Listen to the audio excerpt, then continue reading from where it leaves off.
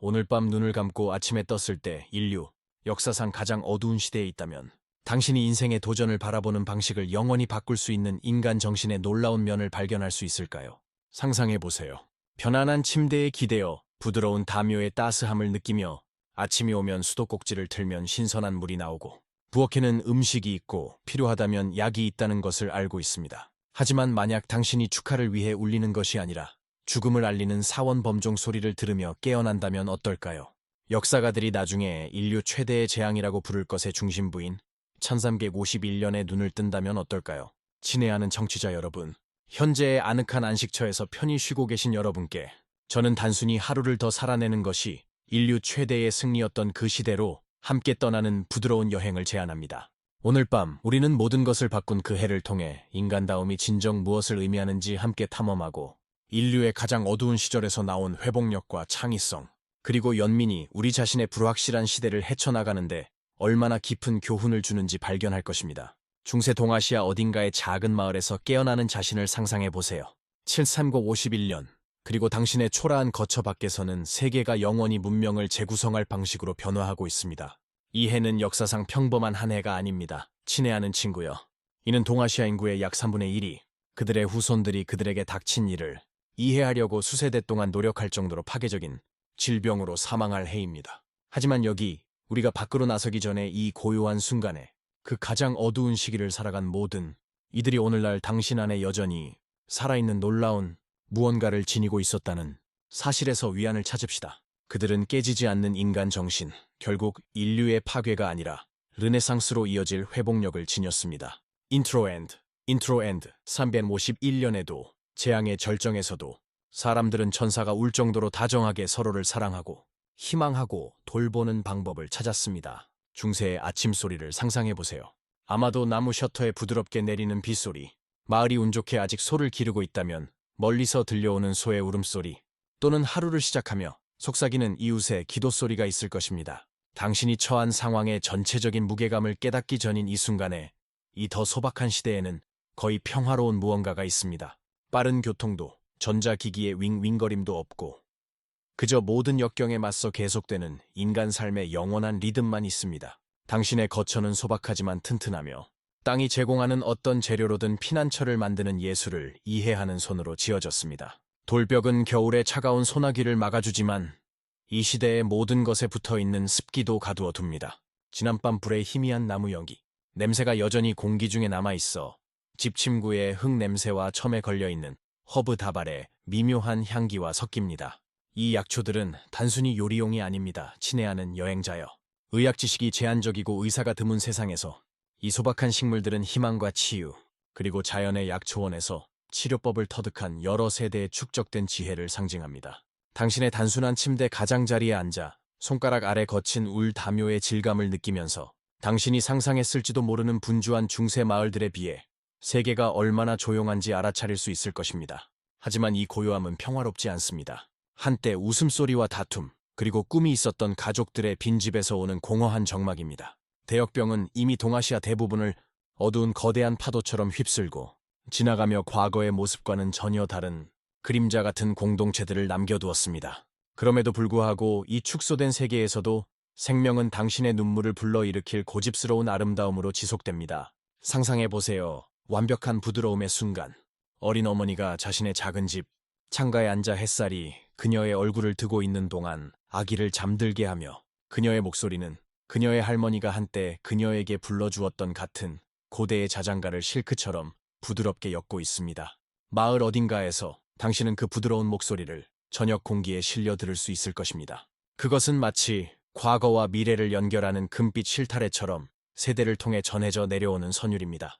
당신은 죽음이 모든 구석에 도사리는 상황에서도 생명을 양육해야 한다는 깊은 인간의 필요성을 말해주는 부드러운 돌봄으로 동물을 돌보는 누군가의 소리를 들을 수 있을 것입니다. 1351년의 사람들은 절망에 빠져 있을 여유가 없었습니다. 친애하는 청취자 여러분, 생존은 행동, 공동체, 그리고 상상할 수 없는 고난 속에서도 기쁨의 순간을 찾는 거의 초자연적인 능력을 요구했습니다. 상상해보세요. 병든 아이의 열이 마침내 가라앉은 것을 발견한 어머니를, 그녀의 풍화된 얼굴에 흐르는 안도의 눈물을 상상해보세요. 그들은 행복이 일시적일 수 있지만 결코 값지지 않다는 것을 이해하는 사람들의 강렬함으로 작은 승리를 축하했습니다. 성공적인 수확, 아기의 첫 웃음, 아픈 이웃의 회복. 이것들은 단순한 즐거운 순간이 아니었습니다. 그것들은 생명이 어떻게든 여전히 살 가치가 있다는 기적적인 확인이었습니다. 이 세계에서 관계는 오늘날 우리가 이해하기 어려운 무게와 달콤함을 지녔습니다. 촛불 아래 저녁 식사를 나누는 중세 부부의 부드러운 의식을 상상해 보세요. 로맨틱해서가 아니라 모든 공유된 순간이 신성해졌기 때문입니다. 경고 없이 누군가를 잃을 수 있을 때 모든 대화는 귀중해지고 모든 공유된 식사는 선물이 되며 모든 웃음의 순간은 모든 것을 삼키려는 어둠에 대한 작은 반란이 됩니다. 언제라도 소중한 사람을 잃을 수 있는 시대에 모든 대화가 귀중해졌고 함께 나누는 식사 한 끼가 선물이 되었으며 웃음을 나누는 모든 순간이 모든 것을 집어삼킬 듯한 어둠에 대항하는 작은 저항이 되었다. 사람들은 단순히 애정을 표현하기 위해서가 아니라 자신들을 영원히 갈라놓으려는 힘에 맞서는 저항의 표시로 서로의 손을 잡았다. 이 사람들이 가진 기술은 그들의 실용적인 지혜로 당신을 놀라게 할 것이다. 그들은 하늘을 마치 책처럼 읽을 수 있어서 생명과 죽음의 차이를 의미하는 날씨 패턴을 예측할 수 있었다. 그들은 간단한 곡물을 온 가족을 살릴 빵으로 변모시킬 수 있었고 냉장고 없이도 고기를 보존할 수 있었으며 나무와 돌만으로 온기를 만들어낼 수 있었다. 그들은 우리가 지금 잡초로 여기는 식물들의 치유 특성을 이해했고 그들을 부양하는 자연 세계와 조화롭게 살아가는 직관적인 지식을 지니고 있었다. 1351년의 아이들은 빨리 어른이 되어야 했지만 그 과정이 가슴 아플 만큼 아름다울 정도로 소중하게 자랐다. 살아남은 모든 아이는 모든 것을 끝내려 했던 위협에도 불구하고 미래가 계속될 것이라는 약속, 선물로 여겨졌다. 이 아이들은 일찍부터 단순한 것들에서 경이로움을 찾는 법을 배웠고 신선한 빵의 맛을, 얼굴에 비치는 햇살의 온기를, 그리고 자신들을 맹렬한 헌신으로 보호해줄 공동체에 속해 있다는 안도감을 소중히 여기는 법을 배웠다. 이 시대 사람들의 영적 삶은 아름답고 가슴 아프게도 강렬하게 타올랐다. 해질녘 작은 돌로 된 사당을 상상해보라. 고대 벽에 떨리는 촛불의 따스한 빛. 서로의 존재 속에서 위안을 찾는 영혼들이 조용히 드리는 기도에 함께 목소리를 더하는 모습. 평화로운 시기에 웅장한 커다란 법원의식이 아니라 서로의 현존 속에서 위안을 구하는 친밀한 모임. 현세의 확실성이 무너졌을 때 신앙은 피난처이자 전체 공동체를 지탱하는 힘의 원천이 되었다. 사원은 단순한 건물이 아니라 사람들이 모여 자신들의 두려움과 희망, 그리고 궁극적으로 모든 것이 결국 괜찮아질 것이라는 흔들리지 않는 믿음을 나누는 장소였다. 중세 거주지에서 벗어나 인류 역사상 가장 어두운 해를 탐험하기 시작하려 할 때 기억하라. 당신은 단순히 역사를 탐험하는 것이 아니라 모든 것이 상실된 듯할 때 드러나는 인간의 놀라운 회복력과 연민, 그리고 희망의 깊이를 발견하고 있다는 것을. 1351년의 사람들은 인간 내성의 모든 섬유를 시험할 도전에 직면했지만 자신들이 알지 못했던 힘을 또한 발견했다. 그러나 중세 거주지 밖으로 나서기 전에 1351년의 거리에 발을 들여놓고 이 인류 역사의 전환점이 된 해의 심장을 찢는 비극과 놀라운 용기를 목격하기 전에 우리는 생존, 공동체, 그리고 암흑 속에서조차 아름다움을 창조하는 인간 정신의 놀라운 능력에 대해 우리가 알고 있다고 생각했던 모든 것에 도전할 여정을 준비해야 한다. 이는 인류의 가장 변화의 해에 대한 12부작 중 첫 번째 부분이다. 이어지는 장들에서 우리는 함께 평범한 사람들이 어떻게 비범한 일들을 성취했는지, 전통적인 시스템이 붕괴했을 때 공동체가 어떻게 서로를 돌보았는지, 그리고 인류 역사상 가장 어두운 해가 어떻게 궁극적으로 세상을 영원히 바꿀 르네상스의 토대가 되었는지 발견할 것이다. 1351년에 인류를 지탱했던 같은 힘이 당신의 혈관에도 흐르고 있다는 것을 알고 오늘 밤 평화롭게 잠들어라. 이제 그 세계 속으로 더 깊이 들어가 1351년을 고향으로 부른 사람들의 일상이 진정 무엇을 의미했는지 발견해보자. 당신의 첫 감각은 시각이 아니라 냄새다. 지폐 흙내음이 나무 연기의 희미한 흔적과 어우러져 이 세계의 모든 것에 붙어있는 듯하다. 눈이 어둑한 내부에 적응하면서 당신은 아무리 관대하게 봐도 침대라고 하기엔 부족한 것 위에 누워있음을 깨닫는다. 지프로 채워진 단순한 나무틀, 피부를 거칠게 긁는 투박한 모직담요로 덮여있다. 아래의 매트리스는 모든 움직임에 부드럽게 부스러지며 편안함이 당신이 한때 알던 것으로부터 멀어졌다는 끊임없는 상기를 제공한다. 당신이 아프지 않은 자세를 찾으려 몸을 움직일 때마다 들리는 건조한 풀의 부드러운 바스락거림을 상상해보라. 이 지프로 된 침대는 비록 초라해 보일지 모르지만 이 중세 세계의 많은 이들에게는 사치에 가깝다. 이 임시 변통의 매트리스에 약간 가라앉아 아래의 건조한 줄기와 당신을 가로막는 얇은 천의 불규칙한 질감을 느껴보라. 흙내음이 자연의 향수처럼 당신을 둘러싸며 심지어 기본적인 편안함조차 세심한 준비와 귀중한 자원을 필요로 했던 이 고대의 현실에 당신을 뿌리내리게 한다. 당신을 둘러싼 방은 생존과 적응의 또 다른 이야기를 전한다. 두껍고 단단한 돌벽이 당신을 둘러싸고 있으며 그 표면은 숙련된 장인이 하나하나 다듬은 각각의 돌블록 때문에 거칠고 고르지 않다. 이 벽들은 친애하는 여행자여 단순히 장식용이 아니다. 중세 삶의 가혹한 현실로부터 당신을 지켜주는 요새다. 차갑고 매끄러운 표면을 따라 손가락을 움직이며 아무리 두꺼운 돌을 뚫고 스며드는 습기의 미묘함을 느껴보라. 이 습기는 늘 존재하며 인간의 거주 공간 구석구석을 차지하려는 끝없는 한기와의 끊임없는 전쟁을 만들어냈다. 화덕과 그 주변에 신중하게 배치된 돌들은 수세대에 걸쳐 전해진 지혜를 담고 있습니다. 혹독한 겨울이 세상을 얼어붙게 할 때 이 지식이야말로 생사를 가르는 차이였던 것입니다. 화덕의 모든 돌은 의도적으로 배치되어 불꽃을 안전하게 담으면서도 좁은 공간 전체에 최대한의 열을 전달하도록 설계되었습니다. 벽 근처의 환기구는 연기가 빠져나가도록 하여 긴 겨울밤 동안 쌓일 수 있는 치명적인 연기로부터 가족의 생명을 보호했습니다. 당신의 거처는 비록 초라해 보이지만 수개월간의 세심한 계획과 힘든 노동을 대변합니다. 천장의 나무 들보들은 수십 년간 자란 나무에서 베어낸 것으로 단순한 지붕 이상의 의미를 담고 있습니다. 다가올 혹독한 겨울을 견뎌내겠다는 희망과 의지를 떠받치고 있는 것입니다. 각 들보는 그 힘, 자연의 요소에 대한 저항력, 앞으로 누적될 눈의 무게를 견딜 수 있는 능력을 고려해 선택되었습니다. 창문이라 할 수 있는 것은 벽에 뚫린 단순한 구멍에 불과하며 아마도 동물 가죽이나 나무 판자로 막혀 있을 것입니다. 이 소박한 창을 통해 바깥 세상은 희망과 위험이 뒤섞인 모습으로 다가옵니다. 낮 시간 동안에는 귀중한 빛이 스며들어 중세의 삶을 채우는 수많은 일들을 돌볼 수 있게 해줍니다. 하지만 어둠이 내리면 이 같은 계구부는 이 보호막 너머의 도사리는 알 수 없는 위험에 대한 당신의 취약성을 상기시킵니다. 이 공간을 이동하며 그 한계를 배우고 그 단순한 기능성을 감사히 여기는 자신을 상상해보세요. 이 벽 안의 모든 물건은 여러 용도로 쓰입니다. 중세 사람들에게 낭비란 있을 수 없는 일이었기 때문입니다. 구석의 나무 양동이는 낮에는 물을 모으고 밤에는 저장 용도로 사용될 수 있습니다. 화덕 근처의 투박한 나무 탁자는 음식 준비와 식사는 물론 이 험한 세상에서 살아가는데 필요한 끝없는 수선과 손작업을 위한 작업 공간이 됩니다. 당신이 이 현실에 정착하면서 일상생활을 동반할 소리들을 상상해보세요. 멀리서 들려오는 소의 울음은 생존이 단순한 은신처뿐만 아니라 우유, 고기, 농사에 필요한 힘을 제공하는 동물들을 세심하게 돌보는 데 달려있음을 상기시킵니다. 이웃 거처에서 들려오는 부드러운 목소리들은 위안을 주는 배경을 만들어내며 이 혹독한 시대에도 인간 공동체가 중세 삶의 압도적인 도전에 대항하여 실질적인 지원과 감정적 위안을 제공했음을 상기시킵니다. 화덕에서 나는 탁탁거리는 소리는 당신의 중세 생활의 심장박동 같은 리듬을 선사합니다. 그 부드러운 소리에 귀 기울이세요. 친애하는 여행자여. 그리고 그 따뜻함에서 안식을 찾았던 수많은 세대들을 기억하세요.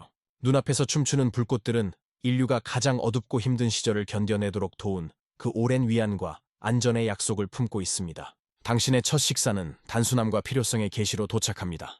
아마도 지난 수확에서 살아남은 곡물로 만든 진한 죽 한 그릇, 건강과 질병의 차이를 대변하는 조심스럽게 가꾼 정원에서 자란 약초로 양념을 할 것입니다. 당신 손의 나무 숟가락은 이 지역의 나무로 숙련된 장인이 조각한 것으로 대를 이어 오래 쓰이도록 만든 모든 도구에 담긴 장인 정신의 전통과 연결되어 있습니다.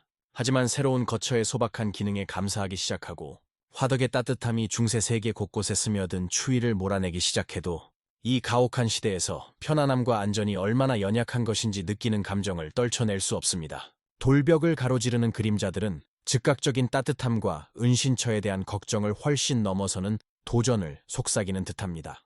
당신의 일상생활에 그토록 위안을 주는 배경을 만들어내는 이웃들도 이제 당신과 마찬가지로 생존을 위한 동일한 일상적 투쟁에 직면해 있습니다. 당신을 둘러싼 공동체는 지원과 동료애를 제공하면서도 당신이 아직 상상할 수 없는 방식으로 중세 삶에 대한 당신의 이해를 재형성할 수 있는 갈등과 위험의 씨앗을 또한 지니고 있습니다. 화덕의 부드러운 탁탁거리는 소리와 밤으로 접어드는 세상의 먼 소리를 들으며 집 매트리스에서 잠에 빠져들 때 당신의 중세 삶의 여정이 이제 막 시작되었음을 기억하세요.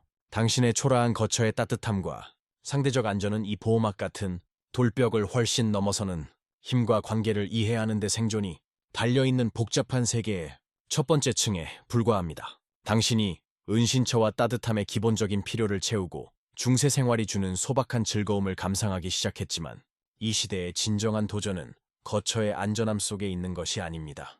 오히려 중세 사회를 완전한 혼돈으로부터 지켜낸 관계와 의무, 그리고 위험의 복잡한 그물망 속에 있습니다. 하지만 생존의 필요는 이 벽 너머에 도사리는 것과는 비교도 되지 않습니다. 당신의 중세 존재에 대한 진정한 시험이 곧 시작될 것이며 배우게 될 교훈들은 인간 본성, 권력, 그리고 중세, 사회를 완전한 무정부 상태로 떨어지지 않게 한 질서와 혼돈 사이의 섬세한 균형에 대해 당신이 알고 있다고 생각했던 모든 것에 도전할 것입니다. 제2부 완성. 밖의 침묵은 평온한 것이 아니다. 이는 삶 자체가 뒤로 물러나고 한때 인간의 존재를 규정했던 리듬들이 그저 멈춰버린 그런 정적이다. 상상해보라. 당신의 발걸음 소리와 버려진 문틈을 스치는 바람 소리만이 들리는 시골을 걷고 있는 모습을. 이것이 흑사병이 중세 동아시아를 짓눌렀을 때의 현실이었다. 이 질병은 단순히 생명을 앗아가는 것이 아니었다. 사회의 뿌리 깊은 구조를 한 가닥씩 풀어헤쳐 결국 온 공동체가 더 이상 알아볼 수 없는 세상에 떠밀려 다니게 만들었다. 1348년 고려 시골의 전형적인 지방관의 저택을 그려보라. 수세대에 걸쳐 이 땅은 같은 고대의 패턴을 따랐다. 지방관은 광활한 토지를 감독했고 농민들은 마치 계절의 변화만큼 자연스러운 시스템 속에서 들판을 일궜다. 모든 사람은 자신의 위치와 의무, 이웃을 알고 있었다. 사회 질서는 지방관의 저택 돌담만큼이나 견고했다. 하지만 이제 같은 들판들이 가을 햇빛 아래 황량하게 펼쳐져 있다. 곡식들은 그 자리에 서서 썩어가고 있고 지방관의 저택은 문을 굳게 걸어 잠근 채 한때 일상의 분주한 생기가 넘치던 자리에는 으스스한 정적만이 맴돌고 있다. 역병은 먼저 중세 사회의 기반인 가족을 덮쳤다. 온 집안이 며칠 사이에 병에 걸렸다. 부모들은 속수무책으로 자신들의 아이가 정체불명의 병에 쓰러지는 것을 지켜볼 수밖에 없었다. 아이들은 고아가 되어 다시는 대답하지 않을 익숙한 목소리를 찾아 빈집을 헤매었다. 수세대 동안 가족을 묶어왔던 유대는 불과 몇 주 만에 끊어졌다. 가족이 사라지면서 더 큰 사회 구조들도 무너지기 시작했다. 문벌 지배체제, 중세 삶을 정의했던 그 복잡한 의무와 충성의 그물망. 은사람들이 자신의 역할을 수행하기 위해 존재한다는 전제에 전적으로 의존했다. 마을 대장장이가 죽으면 누가 말에게 편자를 박아줄 것인가? 마을 승려가 죽으면 누가 삶과 죽음의 리듬을 표시하는 의식을 집행할 것인가?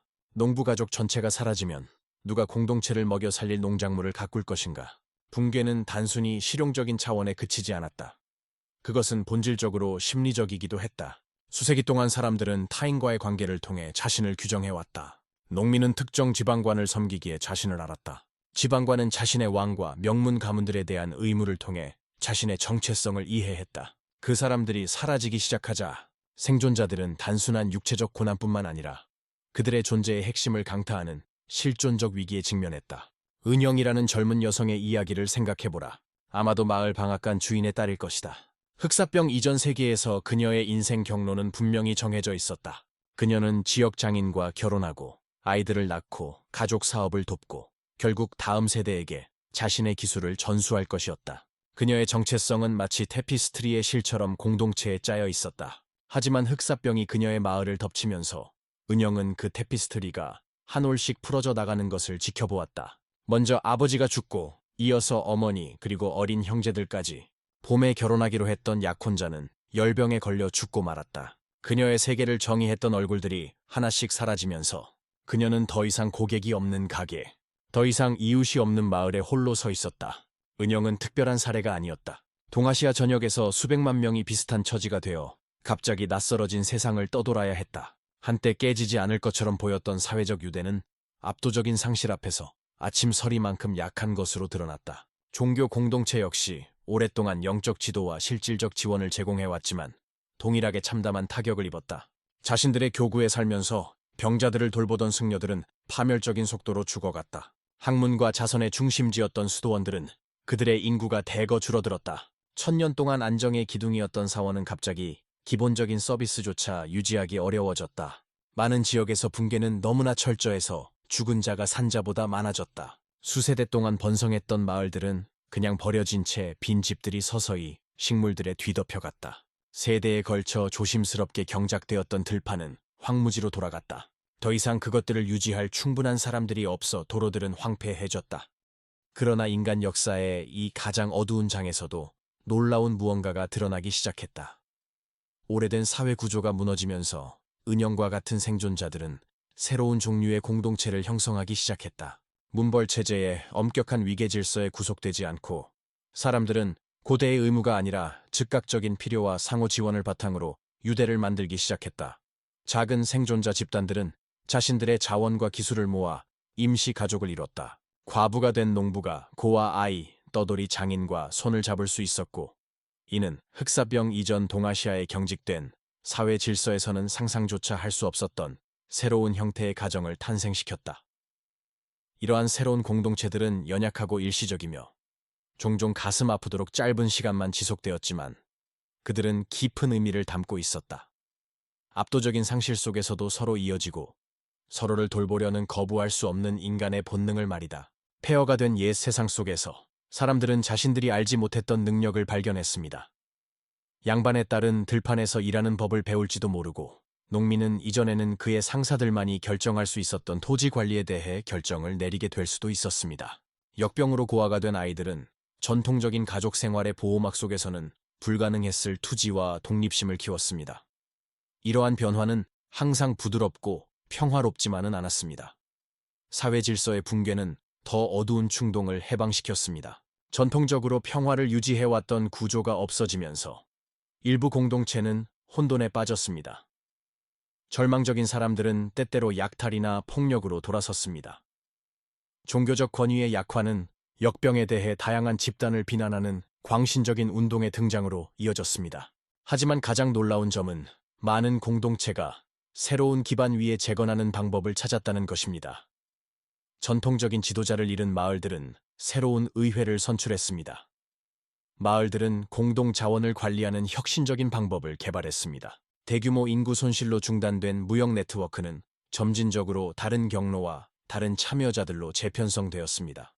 흑사병은 폭풍이 나무에서 잎을 휩쓸어 가듯 옛 세상을 찢어냈습니다. 하지만 나무는 그러한 폭풍을 견디면 종종 더 강해지고 뿌리는 더 깊어지며 가지는 빛을 향해 새로운 방향으로 뻗어나갑니다. 우리가 역사의 편안한 안락함 속에 있는 지금, 그 중세 생존자들이 매일 아침을 맞이했던 용기를 거의 상상할 수 없습니다. 그토록 근본적으로 변화된 세상에서 깨어나며 그토록 많은 눈물로 젖은 땅에 새로운 씨앗을 심을 힘을 찾는 것 말입니다. 한때 영구적이고 흔들림 없다고 여겨졌던 사회적 구조는 허리케인 속 거미줄만큼 취약함을 입증했습니다. 그러나 인간의 정신 혼돈 한복판에서도 적응하고 재건하고 의미를 찾는 놀라운 능력은 누구도 상상할 수 없었던 만큼 더 강인함을 증명했습니다. 그러나 진정한 공포는 사회적인 것이 아닙니다. 그것은 생물학적입니다. 공동체의 붕괴와 고대의 유대의 용해를 넘어 더 즉각적이고 두려운 것은 질병 그 자체로 그 신비로운 방식과 인간 존재의 모든 구석을 향한 불가피한 행진입니다. 당신을 깨운 냄새는 불쾌함 이상을 전달합니다. 그것은 좁은 거리를 따라 새우며들고 문틈으로 파고들며 일상생활의 모든 구석에 자리 잡은 위험의 속삭임입니다. 이는 단순히 씻지 않은 몸이나 썩어가는 음식의 냄새가 아닙니다. 아니, 이는 더 사악한 무언가로 가장 용감한 영혼조차도 망토를 더 꼭 여미고 석조 골목을 더 빨리 걷게 만드는 무언가입니다. 상상해 보십시오. 매일 아침이 당신의 마지막 건강한 날일 수 있는 세상에서 깨어나는 것을. 후대의 흑사병이라 불리게 될 이 질병은 중세 공동체를 어두운 물결처럼 휩쓸었고 일단 그 징후를 인식하기 시작하면 그 신호는 명확했습니다. 먼 곳에서 온 여행자들과 거래하는 번화한 시장 마을의 상인으로서 자신을 상상해 보십시오. 먼 곳에 이상한 질병에 대한 소문을 들었지만 그런 소문은 흔한 것입니다. 질병은 일출과 일몰만큼 삶의 일부입니다. 하지만 첫 번째 피해자가 당신의 공동체에 나타나면 모든 것이 변합니다. 역병은 중세 의사들이 이해할 수 없었던 잔인한 효율성으로 자신을 알렸습니다. 종종 단순한 발열로 시작되었습니다. 추운 밤이나 힘든 노동 후에 기대할 수 있는 것보다 더 걱정스럽지 않은 것.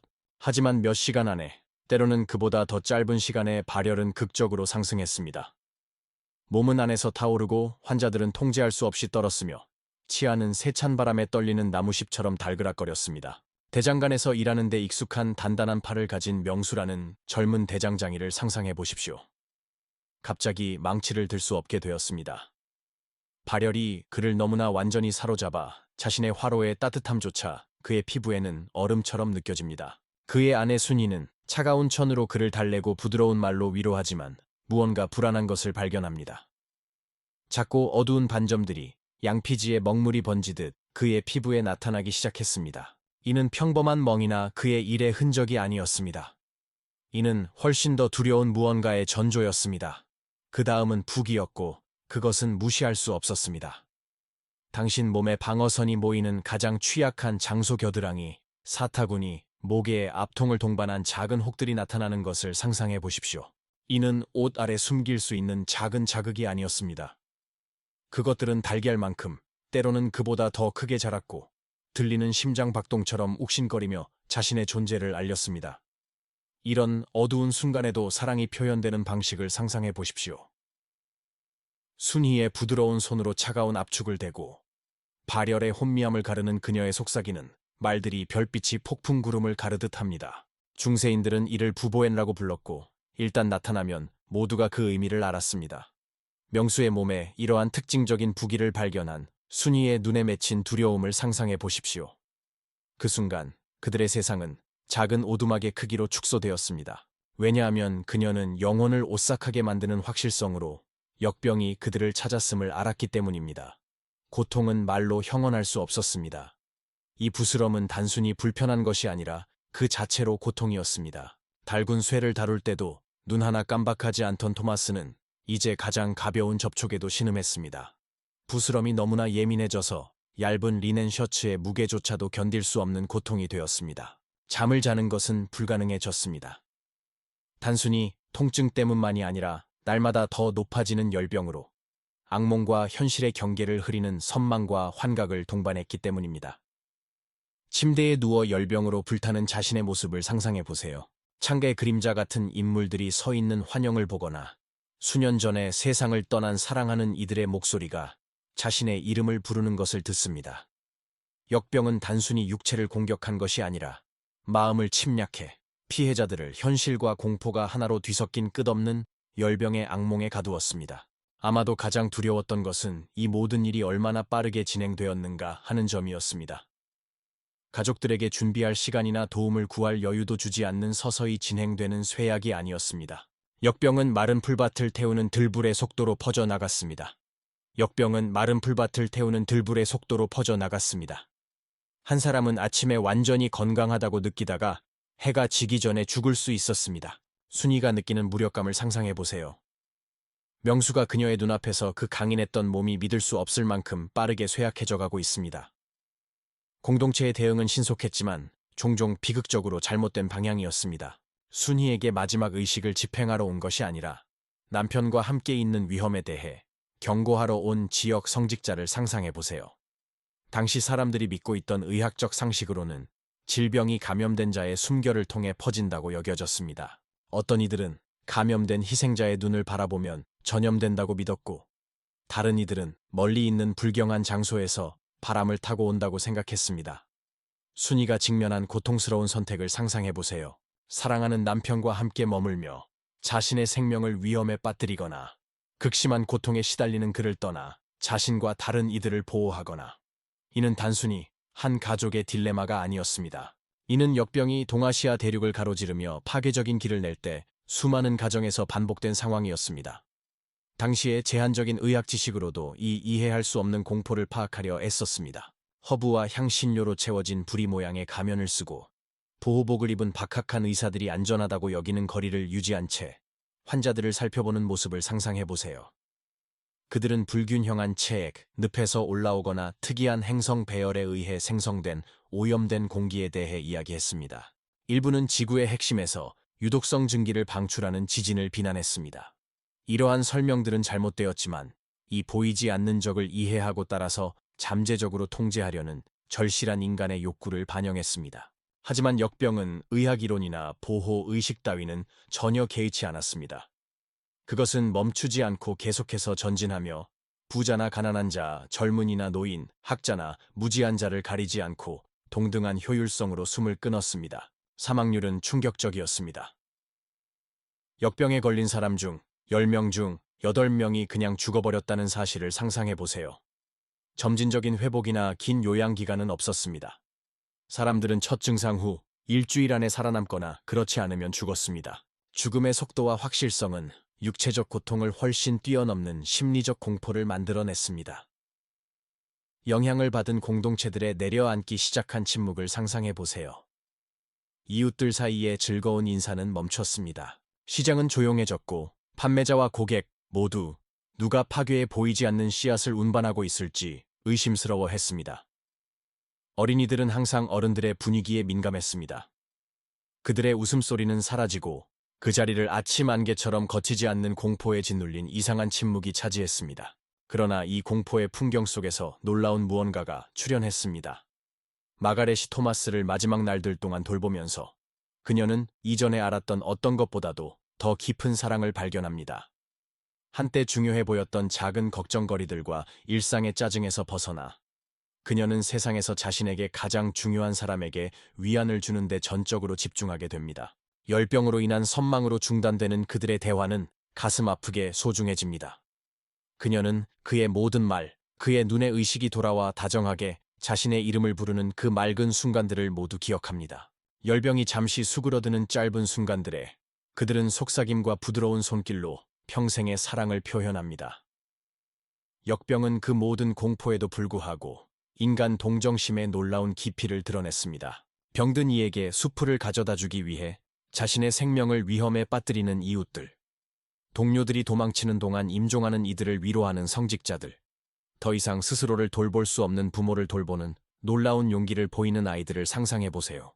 의학 지식이 무력한 공동체에서 사랑이 치료제가 되었습니다. 과학이 해답을 주지 못하는 곳에서 신앙이 위로가 되었습니다. 이성이 무너진 자리에서 인간의 정신이 그 어떤 질병보다 강함을 보여주었습니다. 흑사병은 냉혹한 효율성으로 육체를 정복했지만 사람들을 서로에게 그리고 그들 자신의 죽음보다 더 큰 무언가에 연결시키는 정신을 건드릴 수 없었습니다. 마가렛이 토마스의 마지막 시간에 그의 손을 붙잡고 그의 거친 호흡이 깊은 정적으로 점점 잦아드는 소리를 들으며 앞으로 다가올 어두운 나날들을 버텨낼 수 있게 해줄 무언가를 깨닫게 됩니다.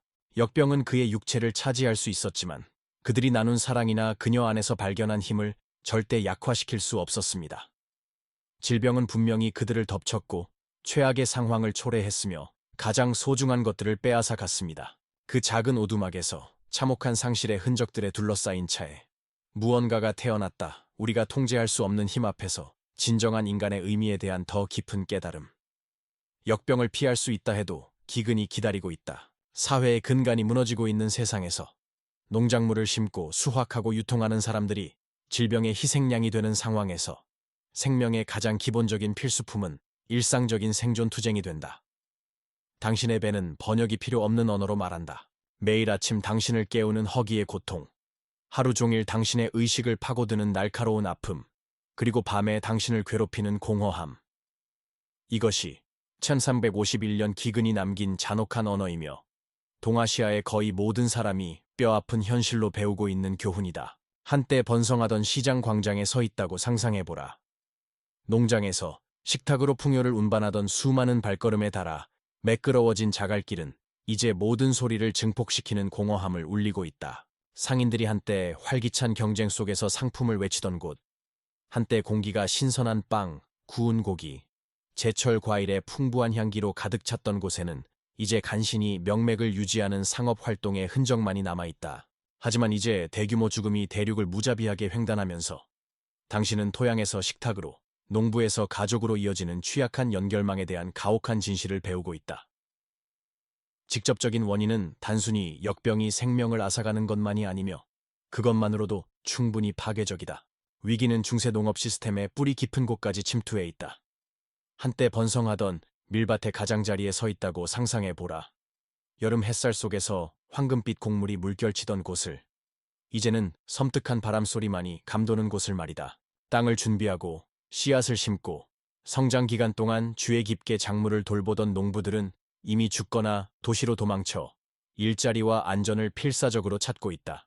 이 텅 빈 들판은 사라진 인간 지혜의 정교한 연결망을 침묵 속에서 증언하는 벌어진 상처처럼 펼쳐져 있다. 사라라는 여인을 생각해보라.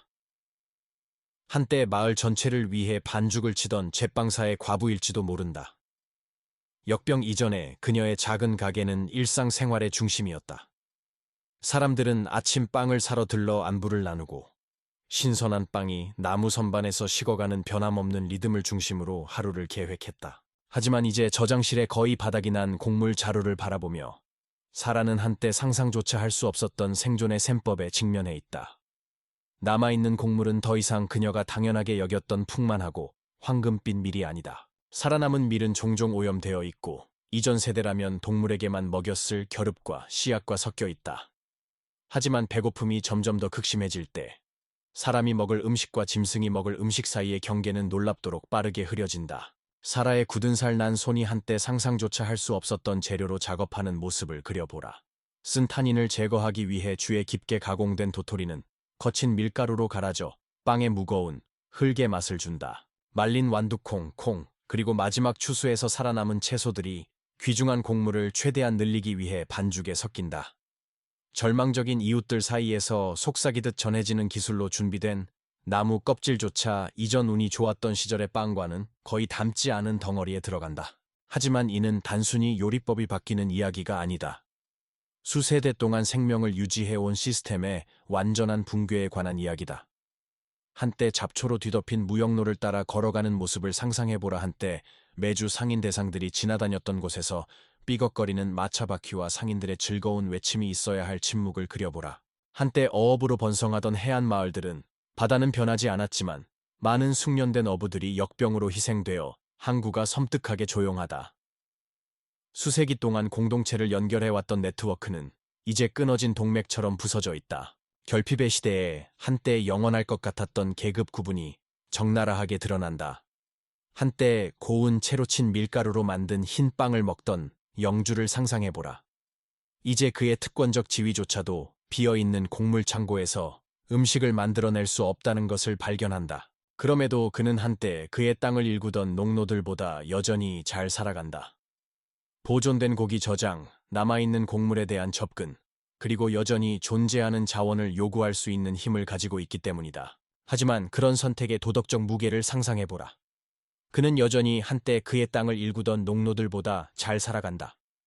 보존된 고기 저장, 남아있는 곡물에 대한 접근, 그리고 여전히 존재하는 자원을 요구할 수 있는 힘을 가지고 있기 때문이다. 하지만 그런 선택의 도덕적 무게를 상상해보라. 모든 사람을 부양하기에 음식이 부족할 때 누가 누구를 먹여 살릴지 누가 결정하는가? 새벽 전 그녀의 빵집에 서 있는 사라의 모습을 그려보라. 찬 공기 속에 그녀의 숨결이 보이고 그녀는 3개의 소중한 곡물 자루를 응시한다. 자신의 줄어드는 공급을 어떻게 나눌지 계산하는 그 순간의 무게를 상상해보라. 걱정으로 얇아진 새 어린아이를 둔 어머니, 봄의 아들들을 잃고 이제는 이웃들의 친절로 생존하는 노인. 생존한다면 아직 아이를 가질 수 있는 젊은 부부. 각 얼굴은 단순한 배고픔이 아니라 그녀의 다른 손에 달린 희망을 대표한다.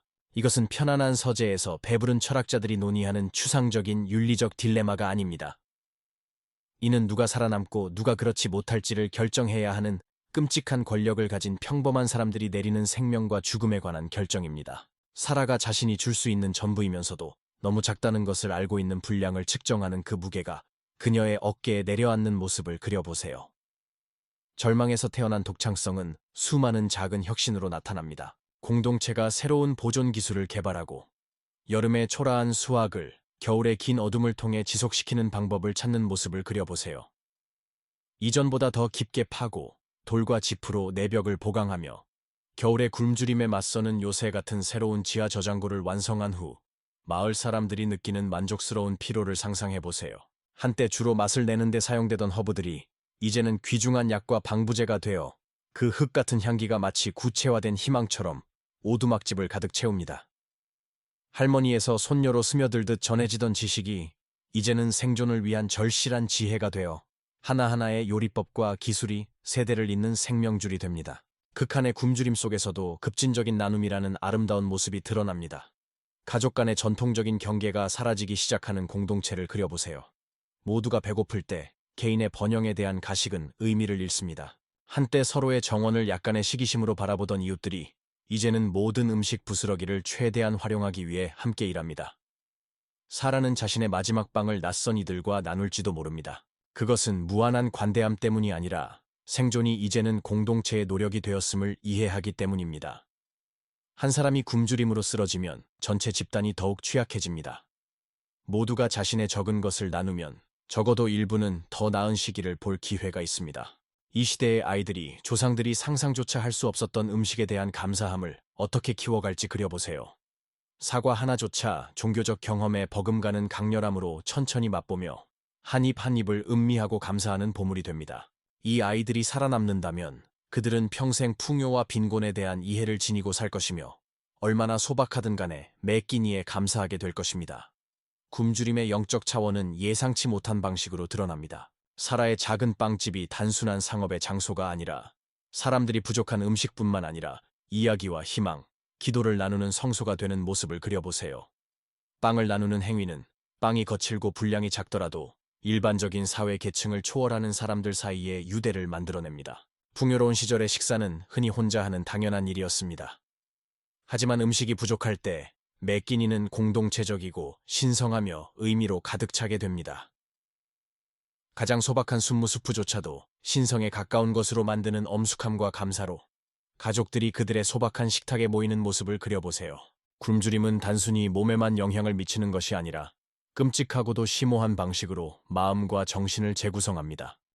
육체적 허약함은 모든 과제를 더욱 어렵게, 모든 결정을 더욱 중요하게 만듭니다. 하지만 동시에 비본질적인 것을 벗겨내고 사람들로 하여금 진정으로 중요한 것 생존, 공동체, 가장 가까운 이들에 대한 사랑에 집중하게 합니다. 밤이 내리고 사라가 또 다른 불가능한 선택과 소중한 작은 승리가 기다리는 하루를 마감하며 화덕의 불을 정리할 때 그녀는 번영의 시절이 그녀에게서 가려두었던 진실을 깨닫습니다. 굶주림은 그 잔인함에도 불구하고 인간의 놀라운 적응력, 나누는 능력, 그리고 결핍 속에서조차 의미를 찾는 능력을 드러냈습니다. 그녀의 배에서 울리는 공허함은 단순한 개인의 필요만이 아니라 함께 살아남기 위해 배우는 공동체를 말합니다. 그리고 그 연대, 더 나은 시기가 돌아올 때까지 견디려는 공유된 결의에는 어떤 양곡도 제공할 수 없는 종류의 영양분이 있습니다.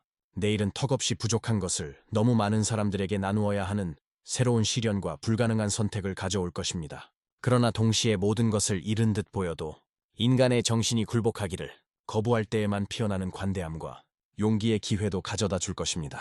그러나 공동체가 부족한 음식을 나누고 연대 속에서 힘을 찾는 법을 배우는 동안 또 다른 도전이 나타납니다.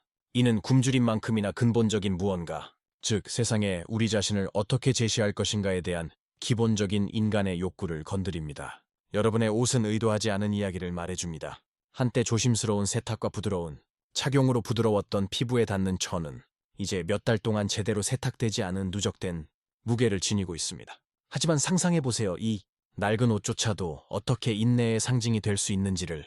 각각의 덧대어진 부분과 수선은 당신의 존엄성을 유지하려는 결단의 증거이며 내일이 올 것이라는 희망의 행위입니다. 한때 여러분을 지역사회에 존경받는 구성원으로 표시했던 튜닉은 이제 이전 세대들이 상상조차 할 수 없었던 청결에 대한 타협을 말해주는 얼룩을 지니고 있습니다. 상상해보세요. 옷에 얇아진 천 틈새로 아침 한기가 스며드는 순간을. 한때 따뜻함과 편안함을 제공했던 양모는 이제 몇 주 동안 제대로 씻기지 않은 피부를 긁습니다. 이것은 단순한 불편함이 아닙니다. 동행자여. 이것은 인간을 다른 생명체와 구별하는 것들 중 하나인 우리의 존엄성과 돌봄을 유지하는 능력의 점진적인 침식입니다. 한때 흔했던 간단한 아침 루틴을 상상해보세요. 더 나은 시절에는 밤새 꾸준히 타오르던 불 위에서 따뜻해진 깨끗한 물로 얼굴과 손을 씻으며 하루를 시작했을 것입니다. 옷은 비록 간단했지만 깨끗하고 수선되어 있었을 것입니다. 머리카락은 현대의 기준으로는 간단하게 스타일링되었지만 세심하게 빗질되고 정돈되어 있었을 것입니다. 하지만 이제 한때 신선한 물을 담았던 작은 대야를 향해 손을 뻗으면 여러 가지 목적에 사용해야 할 몇 방울의 귀중한 물만 남아있음을 발견하게 됩니다. 이 물로 얼굴을 씻을까, 입을 헹굴까, 아니면 그날의 보잘것없는 식사에 필요한 식기를 닦을 천을 적실까. 이런 선택은 누구도 해서는 안 되는 것들이지만 이제는 생존의 일상적인 수학의 일부가 되어버렸습니다. 한때 너무나 흔했던 비누는 이제 손에 닿지 않는 사치가 되어버렸습니다. 앞서 만났던 빵집 주인 사라가 남은 재료로 일한 후 손을 씻으려 애쓰는 모습을 상상해보세요. 한때 세정제를 만들었던 미세한 재를 지방과 함께 사용하기에는 이제 이용할 수 없거나 음식이나 따뜻함을 위해 사용해야 할 만큼 귀중해졌습니다. 그녀는 거친 모래나 거친 천으로 손을 문지르며 눈에 띄는 더러움은 제거하지만 한때 자연스럽게 얻었던 깨끗함은 결코 얻지 못합니다. 이 얼핏 사소해 보이는 변화의 더 깊은 의미를 생각해보세요. 중세 사회에서 청결은 단순한 편안함이 아니었습니다. 그것은 사회적 지위, 자신과 타인에 대한 존중, 존엄성을 가지고 공동체 생활에 참여하는 것이었습니다. 모든 이가 같은 제약에 직면할 때 기준이 어떻게 점진적으로 변화하는지, 한때 용인될 수 없었던 것이 어떻게 점차 정상이 되고 결국에는 불가피한 것이 되는지 상상해보세요. 여러분이 입고 있는 옷은 더 풍요로웠던 시대의 사람들이 상상하기 힘든 투자의 결과물입니다. 색깔이 조금씩 다른 실로 여러 번 덧대어진 거친 양모, 튜닉은 숙련된 장인의 손에 의해 수개월에 걸쳐 정성스럽게 만들어진 것입니다. 천은 대대로 이어져 온 전통 지식을 가진 숙련된 직조공들에 의해 배틀에서 정성스럽게 짜여졌습니다. 실은 가혹한 계절을 통해 먹이고 보호해야 했던 양에서 깎인 양모로 만들어졌습니다. 옷을 완전히 다른 눈으로 보는 자신을 상상해보세요. 소매의 작은 찢어짐은 더 이상 단순히 빠르게 수선하면 되는 불편함이 아닙니다. 대체할 수 없는 소중한 의복을 잃을 수도 있는 심각한 위기입니다. 더 조심스럽게 움직이고 가시를 피하고 거친 표면을 피하며 모든 천을 진정으로 귀중한 자원으로 대하는 법을 배웁니다. 하지만 이러한 제약에서 비롯되는 독창성도 생각해보세요. 의복의 수명을 연장하기 위한 새로운 기술을 개발하는 공동체를 상상해보세요. 오래된 의복은 주에 깊게 해체되어 사용 가능한 조각들은 아이들의 새 옷을 만들거나 성인의 기존 의복에 덧대어집니다. 아무것도 낭비되지 않습니다. 가장 작은 천 조각조차도 패치, 청소용 천 또는 다른 신발의 패딩으로 용도를 찾습니다. 의복 세탁은 실용적인 필요성과 사회적 의미가 모두 담긴 공동체 행사가 됩니다. 여성들이 가족의 몇 안 되는 의복을 세탁하기 위해 가을께 모이는 장면을 상상해보세요. 그들은 단순히 옷을 씻는 것이 아니라 소식을 공유하고 상호 지원을 제공하며 상처받은 공동체를 유지하는 유대를 지키고 있습니다. 이제 일은 더 힘들어졌습니다. 비누는 희박하고 깨끗한 물은 때로는 멀리 있으며 의복 자체는 지속적인 착용으로 더 약해졌습니다. 그런 세탁일의 정교한 협력을 상상해보세요. 각 가족의 옷은 귀중한 비누를 낭비하지 않으면서도 가을가에 한정된 공간을 서로 나누어 가며 세탁해야 합니다. 한때 누가 세탁물을 가장 하얗고 밝게 했는지 경쟁했던 여성들은 이제 모두에게 가능한 재료로 얼룩을 제거하는 기술을 공유하며 협력합니다. 특정 토양에는 재를, 다른 종류의 얼룩에는 특정 식물을, 태양의 자연적인 표백 힘을 이용하기 위한 신중한 시간 선택을, 한때 따뜻한 물과 향기로운 허브로 정기적으로 씻었던 머리카락은 이제 더 나은 시절에는 원시적으로 보였을 방법으로 관리해야 합니다. 천연 돼지 털 브러쉬로 주에 깊게 브러싱하여 더러움을 제거하고 머리카락을 건강하게 유지하는 자연 오일을 분배하는 건조한 방법으로 머리를 씻는 법을 배우는 자신을 상상해보세요. 공동체 근처에서 자라는 야생 허브들이 귀중한 동맹군이 됩니다. 청결을 위한 로즈마리, 상쾌함을 위한 민트, 부드러움을 위한 카모마일. A manutenção da higiene pessoal se torna um exercício de criatividade e gestão cuidadosa de recursos. Imagine pequenas inovações que surgem da necessidade. Usar areia limpa como um abrasivo para limpar os dentes quando não há gravetos próprios para a higiene bucal. Desenvolver técnicas para limpar ouvidos e unhas com ferramentas esculpidas em madeira ou osso. Aprender quais plantas podem fornecer propriedades naturais desodorizantes quando o sabão é impossível de obter. Mas talvez o mais significativo seja imaginar como a própria definição de limpeza começa a se transformar. O que antes era inaceitável torna-se meramente lamentável. O que era lamentável torna-se normal. O que era normal, nestes tempos limitados, torna-se quase luxuoso. As comunidades desenvolvem novas normas sociais em torno da limpeza que permitem às pessoas manter a dignidade mesmo quando não podem manter os padrões anteriores de higiene. Considere uma jovem mãe tentando manter seus filhos limpos e apresentáveis. Imagine-a racionando cuidadosamente a água, usando de forma criativa os materiais disponíveis, persistindo gentilmente em manter rotinas que dão aos seus filhos algum senso de normalidade, mesmo quando o mundo ao seu redor se transforma além do reconhecível. Ela pode não ser capaz de banhá-los com a mesma frequência, ou tão completamente como antes, mas ainda pode pentear-lhes o cabelo com carinho. Ainda pode verificar se suas roupas estão arrumadas. Ainda pode ensinar-lhes a importância de cuidar de si mesmos, mesmo em circunstâncias difíceis. Os aspectos sociais da aparência ganham novo significado quando todos enfrentam restrições semelhantes. Imagine reuniões comunitárias onde ninguém espera a perfeição, onde o esforço para manter a dignidade importa mais do que os resultados, onde as pessoas se apoiam mutuamente em suas tentativas de permanecer humanas diante de circunstâncias desumanizadoras. A pessoa que aparece com roupas cuidadosamente remendadas e mãos limpas é elogiada não por riqueza ou recursos superiores, mas por persistência e autorrespeito. Até os relacionamentos íntimos são afetados por essas mudanças na higiene e aparência. Até os relacionamentos íntimos são afetados por essas mudanças na higiene e aparência. Imagine casais aprendendo novas formas de ternura que acomodam as realidades de sua situação. A ajuda gentil em áreas de difícil acesso durante oportunidades limitadas de lavagem, o compartilhamento de suprimentos de limpeza escassos, a assistência paciente na reparação de roupas que se tornaram preciosas demais para arriscar danificar através de consertos descuidados. Ao se acomodar para dormir usando roupas que carregam a acumulação do dia de trabalho e preocupação, imagine os sonhos que podem vir a alguém cuja vida desperta foi tão transformada do que um dia esperava. Talvez você sonhe com longos banhos quentes em água limpa, com roupas frescas que cheiram a sol e sabão, com um tempo em que a limpeza era tão facilmente alcançada que era dada como certa. Mas talvez também você sonhe com a força inesperada que descobriu em si mesmo e em sua comunidade. A capacidade de manter a dignidade sem limpeza perfeita, de encontrar beleza em pessoas cujas circunstâncias externas não atendem aos padrões anteriores, de entender que o verdadeiro respeito não vem de aparências imaculadas, mas da coragem de persistir com graça sob circunstâncias impossíveis. Amanhã trará mais um dia de escolhas cuidadosas sobre como usar a água limitada, o sabão precioso e as roupas cada vez mais frágeis. Mas também trará oportunidades de demonstrar o tipo de resiliência e espírito comunitário que transforma a sobrevivência de mero suporte em uma forma de heroísmo silencioso que inspiraria gerações futuras. Ao navegar por este mundo transformado de recursos limitados e padrões alterados, você está prestes a descobrir que manter a limpeza física e a aparência digna, por desafiadoras que sejam, são insignificantes em comparação com a complexa navegação social necessária para construir confiança e conexão em um mundo onde os laços tradicionais foram destruídos por perda e medo. Imagine, se puder, estar à beira do que já foi uma praça de vila movimentada, agora povoada por estranhos que se tornaram seus vizinhos através de tragédia compartilhada, em vez de história compartilhada. Os rostos familiares que antes definiam seu mundo social foram substituídos por pessoas cujas histórias você não conhece, cujos costumes podem diferir dos seus, cuja própria presença representa tanto a esperança de comunidade quanto a incerteza do desconhecido. Imagine-se como alguém que um dia soube exatamente onde pertencia na intrincada teia de relacionamentos sociais medievais.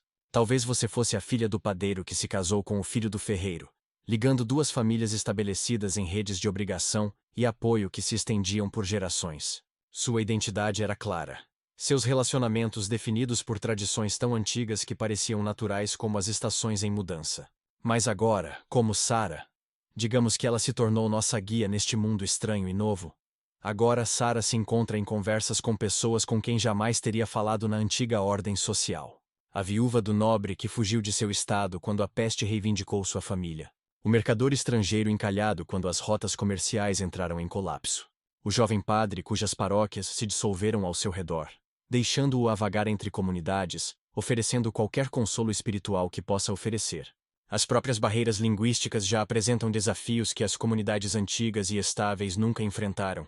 Imagine tentar comunicar informações essenciais sobre compartilhamento de alimentos, atribuições de trabalho ou preocupações de segurança com pessoas que falam diferentes dialetos ou vêm de regiões com costumes completamente diferentes. Gestos com as mãos que parecem amigáveis em uma cultura podem ser ofensivos em outra. Práticas religiosas que proporcionam conforto a alguns podem parecer estranhas ou até ameaçadoras para outros. Considere o delicado processo de construir confiança quando todos têm motivos para desconfiar. Imagine Sara encontrando uma família que chegou de uma cidade devastada pela peste, trazendo consigo não apenas alguns pertences, mas também o potencial de doença. A parte racional de sua mente entende que provavelmente estão saudáveis. Afinal, sobreviveram à jornada e não mostram sinais óbvios de doença. Mas a parte temerosa sussurra sobre os perigos invisíveis que podem carregar, a perturbação que sua presença pode trazer para a frágil estabilidade da comunidade remanescente. Contudo, a fome e a necessidade prática forçam interações que jamais teriam ocorrido em tempos de abundância. Imagine Sarah descobrindo que o mercador estrangeiro conhece técnicas para preservar carne que poderiam ajudar os suprimentos alimentares da comunidade a durarem mais. A viúva do nobre, apesar de seu diferente contexto social, tem mãos fortes e disposição para trabalhar. Algo que a comunidade desesperadamente precisa. O padre errante traz notícias de outras regiões que podem ser vitais para planejamento e sobrevivência. Os códigos sociais que antes regiam as interações, quem poderia falar com quem, em que circunstâncias, com que nível de formalidade, mostram-se inadequados para essas novas circunstâncias. Imagine a dança desajeitada de tentar estabelecer novas normas que permitam a cooperação, mantendo ao mesmo tempo algum senso de dignidade e respeito por todos os envolvidos. Como você se dirige a alguém cuja posição social era outrora muito superior à sua, mas que agora depende da comunidade para as mesmas necessidades básicas que você? A confiança torna-se uma moeda mais preciosa que qualquer outro valor, mas deve ser conquistada através de ações, não herdada por conexões familiares ou posição social. Imagine Sarah aprendendo gradualmente que o mercador estrangeiro compartilha sua comida de forma justa, que a viúva do nobre nunca toma mais do que sua parte, que o padre errante oferece conforto a todos, independentemente de sua origem. Essas observações, acumuladas ao longo de dias e semanas, lentamente constroem a base para novos tipos de relacionamentos. Mas considere também os desafios psicológicos de deixar estranhos entrarem em seu mundo emocional quando a perda a tornou cautelosa para formar novos vínculos.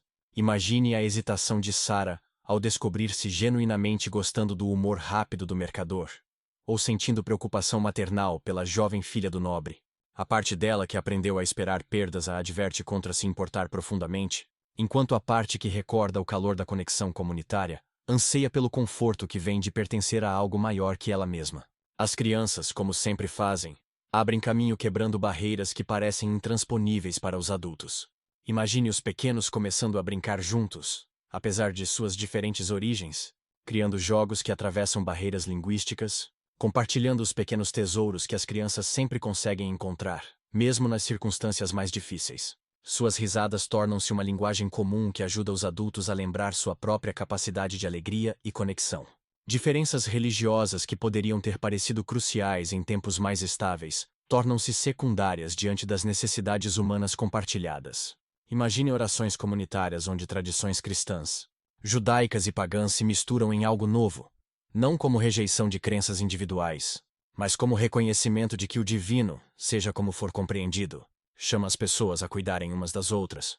O padre errante pode liderar uma oração cristã, enquanto o mercador estrangeiro oferece bênçãos em sua própria tradição, e ambos são aceitos como expressões genuínas de esperança e comunidade. O processo de estabelecer novas hierarquias sociais baseadas em contribuição, não em nascimento, cria tanto oportunidades quanto tensões. Imagine as discussões, às vezes acaloradas, sobre como organizar o trabalho, distribuir recursos e tomar decisões que afetam a todos. A viúva do nobre pode ter experiência em administrar grandes casas, mas isso a qualifica para liderar uma comunidade de iguais? O mercador pode entender comércio e negociação, mas seus métodos podem funcionar quando todos lutam para sobreviver? A viúva do nobre pode ter experiência em administrar grandes casas, mas isso a qualifica para liderar uma comunidade de iguais? Imagine Sarah encontrando sua própria voz nessas discussões, descobrindo habilidades de liderança que nunca soube que possuía. Sua experiência administrando a padaria, seu conhecimento da área local, seus relacionamentos com residentes de longa data, tudo isso se torna um ativo valioso para construir pontes entre membros antigos e novos da comunidade. Ela aprende a mediar disputas, a facilitar conversas entre pessoas que de outra forma não se entenderiam, a reconhecer quando alguém está contribuindo mais do que sua parte justa e quando alguém precisa de apoio extra. O estabelecimento de novas tradições torna-se essencial para criar um senso de identidade compartilhada. Imagine a comunidade desenvolvendo rituais que honrem tanto suas perdas quanto suas esperanças. Talvez criem um encontro semanal onde as pessoas compartilhem histórias sobre suas vidas antes da peste, ajudando todos a compreender as ricas histórias que cada pessoa traz para sua nova vida compartilhada. ou podem estabelecer rotinas de trabalho que garantam a todos oportunidades de contribuir de acordo com suas habilidades, ao mesmo tempo em que aprendem novas habilidades uns com os outros. A confiança é construída através de pequenos atos de confiabilidade repetidos ao longo do tempo. Imagine Sarah observando as sutis maneiras pelas quais as pessoas demonstram seu compromisso com a comunidade. O mercador que sempre comparece em seus turnos de trabalho designados, a viúva que se oferece para realizar tarefas extras quando outros estão doentes, o padre que media disputas com justiça e sabedoria. Essas observações a ajudam a entender em quem se pode contar quando as circunstâncias se tornam ainda mais difíceis. 하지만 서로 다른 배경을 가진 사람들이 스트레스 속에서 새로운 공동체를 만들려고 할 때 발생하는 불가피한 긴장과 실망감도 상상해 보세요. 업무 기대치에 대한 오해, 자원 배분을 둘러싼 갈등, 그리고 이전에는 안정된 시기였다면 쉽게 해결될 수 있었을 성격 충돌들이 이제는 모든 사람이 감정적, 신체적 자원의 한계에서 활동하고 있기 때문에 더욱 확대됩니다.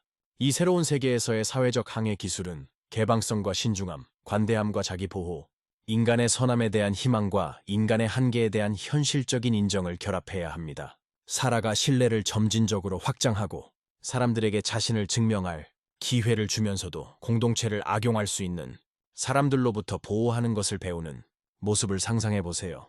계절이 변하고 공동의 필요에 의해 형성된 공동체가 자체적인 문화와 전통을 발전시키기 시작할 때 잃어버린 것의 폐허 위에 긍정적인 무언가를 성공적으로 구축하면서 얻게 되는 깊은 만족감을 상상해 보세요.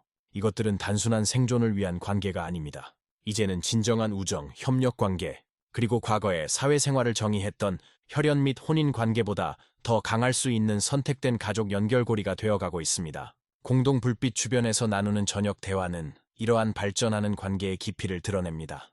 위기에 가속화된 일정은 관계 형성의 정상적인 과정을 압축하여 공동의 고난과 상호 의존을 통해 단단히 형성된 유대감을 만들어냅니다. 하지만 이러한 새로운 사회적 연결이 안정되고 강화됨에 따라 생존에는 단순히 개인적 관계와 공동체 협력 이상의 것이 필요하다는 것을 깨닫기 시작합니다. 전통적인 무역 및 경제 시스템이 붕괴된 세계에서 가치, 교환, 그리고 삶을 유지하는 일에 대해 완전히 새로운 사고방식을 배워야 합니다. 이 변화된 세계에서 당신의 생존은 당신이 아는 것뿐만 아니라 다른 이들에게 제공할 수 있는 것에 달려 있습니다. 한때 상인들의 지갑에서 딸랑거렸던 동전들은 구매할 것이 거의 없고 판매할 사람도 적은 상황에서 대부분의 의미를 잃었습니다. 한때 일주일치 빵을 살 수 있었던 은화 한 조각을 들고 있는 자신을 상상해 보세요. 이제는 겨우 한 끼 식사를 살 수 있을지 모르는 상황입니다. 자신의 축소된 지갑보다는 절망적인 이웃들에게 희망과 실용적인 해결책을 가져다 줄 수 있는 능력에 진정한 부에 가치가 있음을 깨닫는 상인의 조용한 존엄성을 상상해 보세요. 한때 번성했던 시장에 서 있는 자신을 상상해 보세요. 여기서 공급과 수요의 오래된 경제학은 훨씬 더 즉각적이고 인간적인 무언가로 대체되었습니다.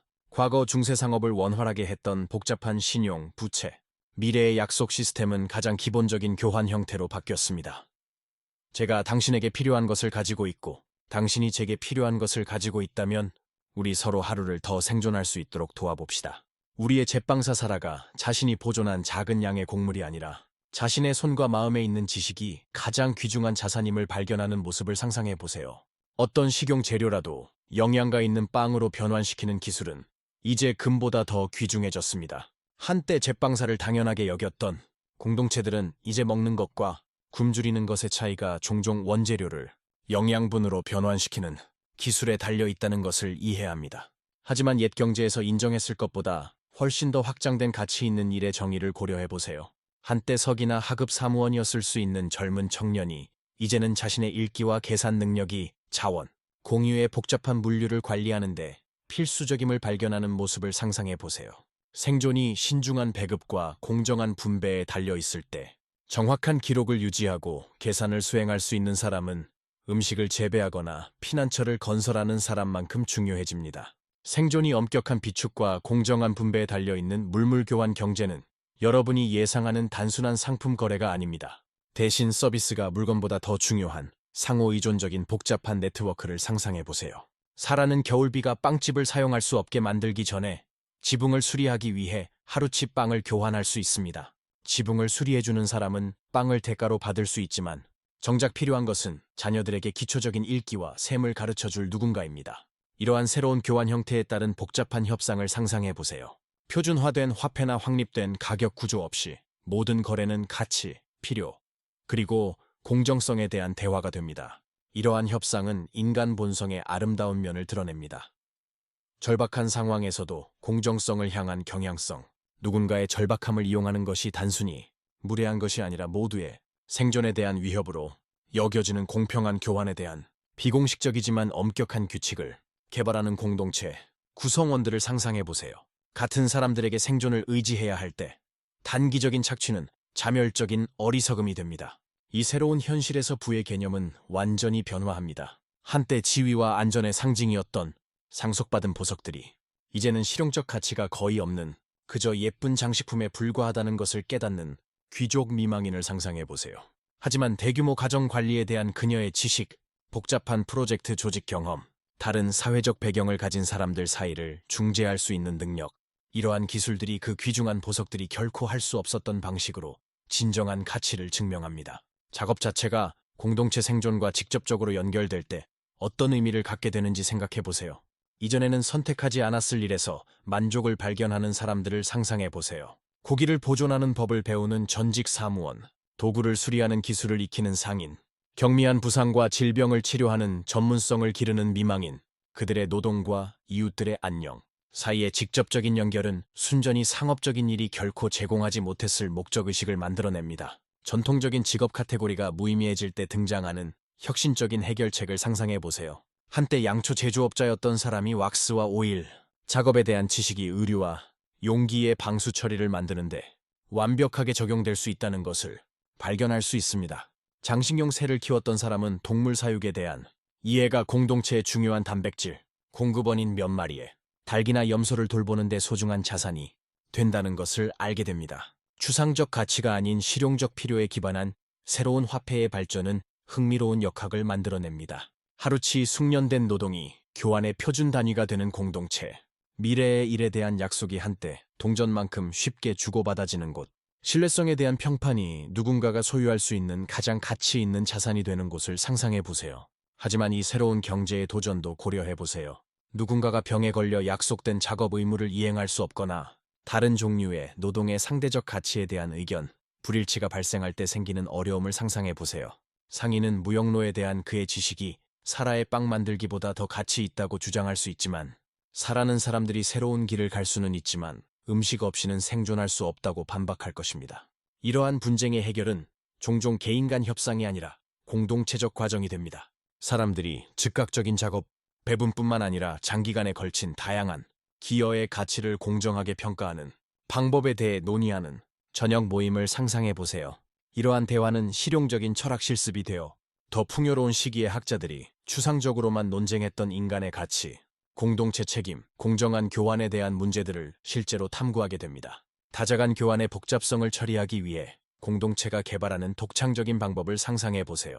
사라가 지붕 수리가 필요하고, 지붕 수리공은 도구 연마가 필요하고, 도구 연마공은 오수선이 필요하며, 재봉사는 빵이 필요할 때 공동체는 일련의 조정된 기여를 통해 모두의 필요를 충족시키는 작업 교환을 조직할 수 있습니다. 동등하게 기여할 수 없는 사람들, 매우 어린 아이들, 노인, 만성질환자를 지원하는 문제는 이러한 새로운 경제 관계의 도덕적 토대를 드러냅니다. 오늘의 강한 노동자가 내일의 지원이 필요한 사람일 수 있다는 것을 이해하며 가장 취약한 구성원을 돌보는 문제에 대해 집단적 결정을 내리는 공동체를 상상해 보세요. 이러한 결정은 단순히 실용적인 것이 아니라 그들이 한 민족으로서 누가 될 것인지를 정의하는 가치의 표현입니다. 즉각적인 생존이 장기 계획과 종종 충돌하는 이 경제에서 시간은 다른 의미를 갖습니다. 남아있는 곡물을 오늘의 빵으로 만들어야 하는 필요성과 내년 수확을 위한 씨앗을 일부 저장해야 하는 지혜 사이에서 균형을 잡으려는 사라를 상상해 보세요. 이것들은 단순히 개인적인 결정이 아닙니다. 이는 현재의 위기를 생존하는 데 집중할지 아니면 미래의 풍요에 대한 가능성에 투자할지에 대한 공동체의 선택입니다. 지식 경제는 물리적 상품 교환만큼 중요해집니다. 한때 귀중한 물건에 쏟았던 것과 같은 세심한 주의로 정보를 교환하는 사람들을 상상해 보세요. 다른 지역의 상황, 식품 보존 개선 기술, 일반적인 질병에 대한 치료법, 겨울을 따뜻하게 보내는 전략, 이러한 지식들은 받는 모든 사람을 풍요롭게 하는 화폐처럼 공동체를 통해 순환합니다. 다른 지역의 소식, 식품 보존 기술의 발전, 흔한 질병에 대한 치료법, 겨울을 따뜻하게 나는 방법.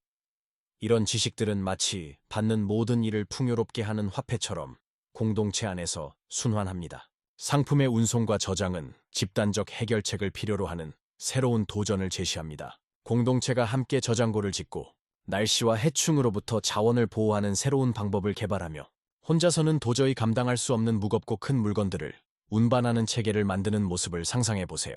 이런 협력적 노력들은 장기적 생존과 궁극적인 번영을 위해 필요한 대규모 조직의 모델이 됩니다. 하루의 거래와 업무 배정이 끝나고 사람들이 구세계의 상업적 관계와는 현저히 다른 저녁 일상에 안착하는 순간, 개인의 축적이 아닌 상호부주의 바탕을 둔 경제에 참여하며 얻는 만족감을 상상해 보세요.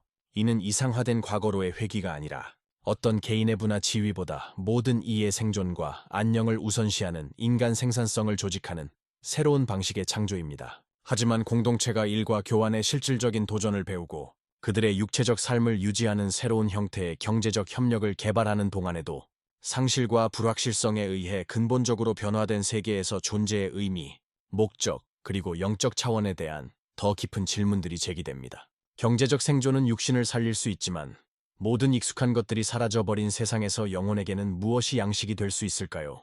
혈연이 아닌 함께한 고난을 통해 선택된 가족이 된 사람들에 둘러싸여 변화된 공동체 위로 저녁이 내려앉을 때 깜박이는 불가에 앉아있는 자신을 상상해 보세요.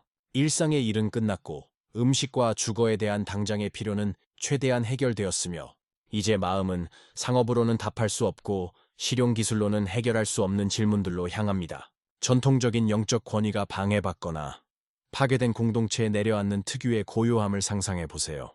대성당들은 여전히 서 있다면 한때 신도들이 모였던 곳에 텅 빈 메아리만을 남깁니다.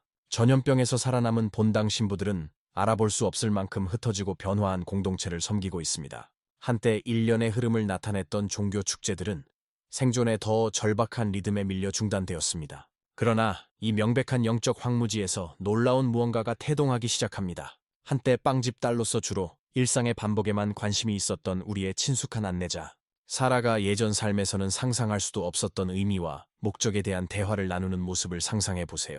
죽음에 가까움, 오래된 확실성의 붕괴, 그리고 기본 원칙부터 모든 것을 다시 건설해야 하는 필요성은 더 안정된 시절에는 결코 허용되지 않았을 질문과 통찰의 여지를 만들어냈습니다. 전통적인 영적 전통들 사이의 경계는 더 안정된 시기에는 추문으로 여겨졌을 방식으로 흐려지기 시작합니다.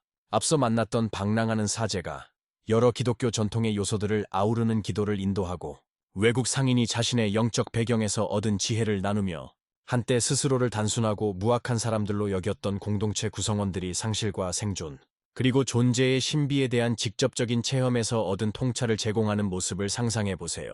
죽음의 현실적 존재, 멀리 있는 신학적 개념이 아니라 친구, 가족, 이웃을 앗아간 일상의 현실로서의 죽음, 이 영적 이해를 어떻게 변화시키는지 생각해 보십시오. 한때 습관이나 사회적 의무로 교회, 예배에 참석했던 사람들이 이제는 생명이 얼마나 취약한지를 몸소 체험한 절박함으로 죽음, 의미, 초월의 문제와 마주하는 모습을 그려보십시오. 새로운 영적 실천은 공동체의 공유된 경험에서 유기적으로 발생합니다. 다음 날의 일에 대한 실용적인 토론으로 시작하지만 점차 기도나 명상과 비슷해지는 저녁 모임을 상상해 보십시오. 잃어버린 이들의 기억을 공식적인 장례식이 아니라 공동체가 집단적 슬픔을 처리하고 죽은 이들을 기리면서 살아있는 이들을 돌보는 지속적인 대화 속에서 나누는 모습을 상상해 보십시오. 아이들은 그들이 늘 그래왔듯이 영적 혁신의 촉매제가 됩니다. 어른들이 감히 입 밖으로 내지 못하는 질문들을 하는 아이들을 상상해 보십시오. 왜 전염병이 일어났을까요? 할머니는 돌아가시면 어디로 가셨을까요? 우리가 사랑하는 수많은 사람들이 떠나간 상황에서 우리는 왜 계속 살아가나요? 이런 순수한 질문들은 공동체로 하여금 그렇지 않았다면 검토되지 않았을 믿음과 희망을 명확히 표현하게 합니다.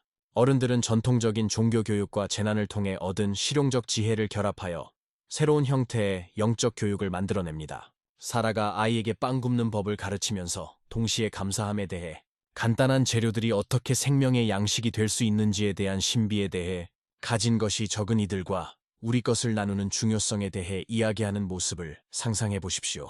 이는 요리와 도덕성에 대한 별개의 교훈이 아니라 어려운 세상에서 의미 있게 살아가는 방법에 대한 통합된 가르침입니다. 인간 사회 제도들이 취약함을 드러낸 상황에서 영적 삶에서 자연이 차지하는 역할은 더욱 두드러집니다. 인간 사회가 혼란에 빠진 와중에도 계절의 순환, 식물과 동물의 끈질긴 생존, 해돋이와 해질녘의 신뢰성을 관찰하면서 위안과 통찰을 얻는 공동체 구성원들의 모습을 상상해 보십시오. 육체적 생존을 위한 음식을 제공하는 정원은 성장, 죽음, 갱신, 그리고 생명을 유지하는 신비로운 과정에 대해 묵상하는 장소가 됩니다. 기도를 드리는 이들에게 기도는 즉각적인 필요와 현실에 따라 새로운 형태를 띱니다. 훈련받은 성직자가 집전하는 정교한 예배가 아니라 일상의 경험에서 우러나는 하느님과의 소박하고 진심 어린 대화를 상상해 보십시오. 다른 정착지와 거래하기 위해 여행해야 하는 공동체 구성원들의 안전을 위한 기도, 모두의 생존에 영향을 미치는 결정에 대한 지혜를 구하는 기도, 감당하기에 너무 큰 상실에 대한 위로를 구하는 기도, 또 다른 날을 견디기 위한 충분한 음식을 위한 기도, 자신들의 고통이 과연 의미를 갖는지에 대한 물음은 공동체의 핵심적인 영적 과제가 됩니다. 왜 선한 사람들에게 나쁜 일이 일어나는지에 대한 오래된 질문과 추상적인 신학적 고민이 아니라 긴급하고 실제적인 문제로서 고민하는 사람들의 모습을 상상해 보십시오. 어떤 이들은 자신의 강인함과 연민을 발견할 기회에서 의미를 찾습니다. 극단적인 상황이 인간 연결의 깊이를 드러낸 방식에서 의미를 찾는 이들도 있습니다. 또 다른 이들은 아직 이해하지 못하는 더 큰 목적을 위해 자신들의 생존이 봉사할 수 있다는 가능성에서 의미를 찾습니다. 새로운 의식들의 발전은 공동체가 중요한 변화의 순간들을 표현하고 당장의 생존을 넘어서는 더 큰 의미와의 연결을 유지하는 데 도움을 줍니다. 살아가 다른 이들과 협력하여 새로운 구성원을 환영하기 위한 의식, 공동체를 유지하는 일을 축복하기 위한 의식, 계절을 표시하고 희망을 살아있게 하는 작은 승리를 축하하기 위한 의식을 만드는 모습을 상상해 보십시오. 이러한 의식들은 정교하거나 공식적이지 않지만 의미를 만들고 삶의 중요성에 대한 공동의 인식을 제공하는 본질적인 인간의 욕구를 충족시킵니다. 개인의 영적 수행은 새로운 상황에 창의적으로 적응해 나갑니다. 사람들이 필요한 일에 몰두하면서도 개인적인 성찰과 기도의 순간을 찾는 모습을 상상해 보세요. 곡물을 갈거나 옷을 깁거나 불을 피우는 반복적인 동작들이 삶의 더 깊은 패턴과 목적에 대해 숙고할 수 있는 기회가 됩니다. 다른 영적 배경을 가진 사람들의 존재는 더 동질적인 공동체에서는 결코 존재하지 않았을 성장과 학습의 기회를 만들어냅니다. 살아가 이방인 상인의 감사와 마음 수련의 방식이 자신의 영적 삶을 풍요롭게 할 수 있다는 것을 발견하고 상인은 기독교의 봉사와 희생에 대한 개념이 그가 이미 가지고 있던 가치와 공명한다는 것을 발견하는 모습을 상상해 보세요. 이러한 교류는 누구에게도 근본적인 믿음을 포기하라고 요구하지 않지만 모든 이의 성스러운 것과의 연결을 추구하는 인간의 다양한 방식에 대한 이해를 확장시킵니다. 희망을 어떻게 유지할 것인가의 문제는 실용적이면서도 영적인 도전이 됩니다. 미래를 계획하고 더 나은 시절을 기대하는 것이 현명한지 아니면 현재 순간을 생존하는 데 집중하는 것이 더 신중한지에 대해 논의하는 공동체의 모습을 상상해 보세요. 일부는 종교적 약속에서 궁극적인 정의와 보상에 대한 희망을 찾습니다. 다른 이들은 일상에서 목격하는 인간의 회복력에서 희망을 발견합니다. 또 다른 이들은 자신들이 더 나은 공동체를 건설하기 위해 노력하는 것이 자신들이 만나지 못할 미래 세대에게 혜택을 줄 수 있다는 가능성에서 희망을 찾습니다.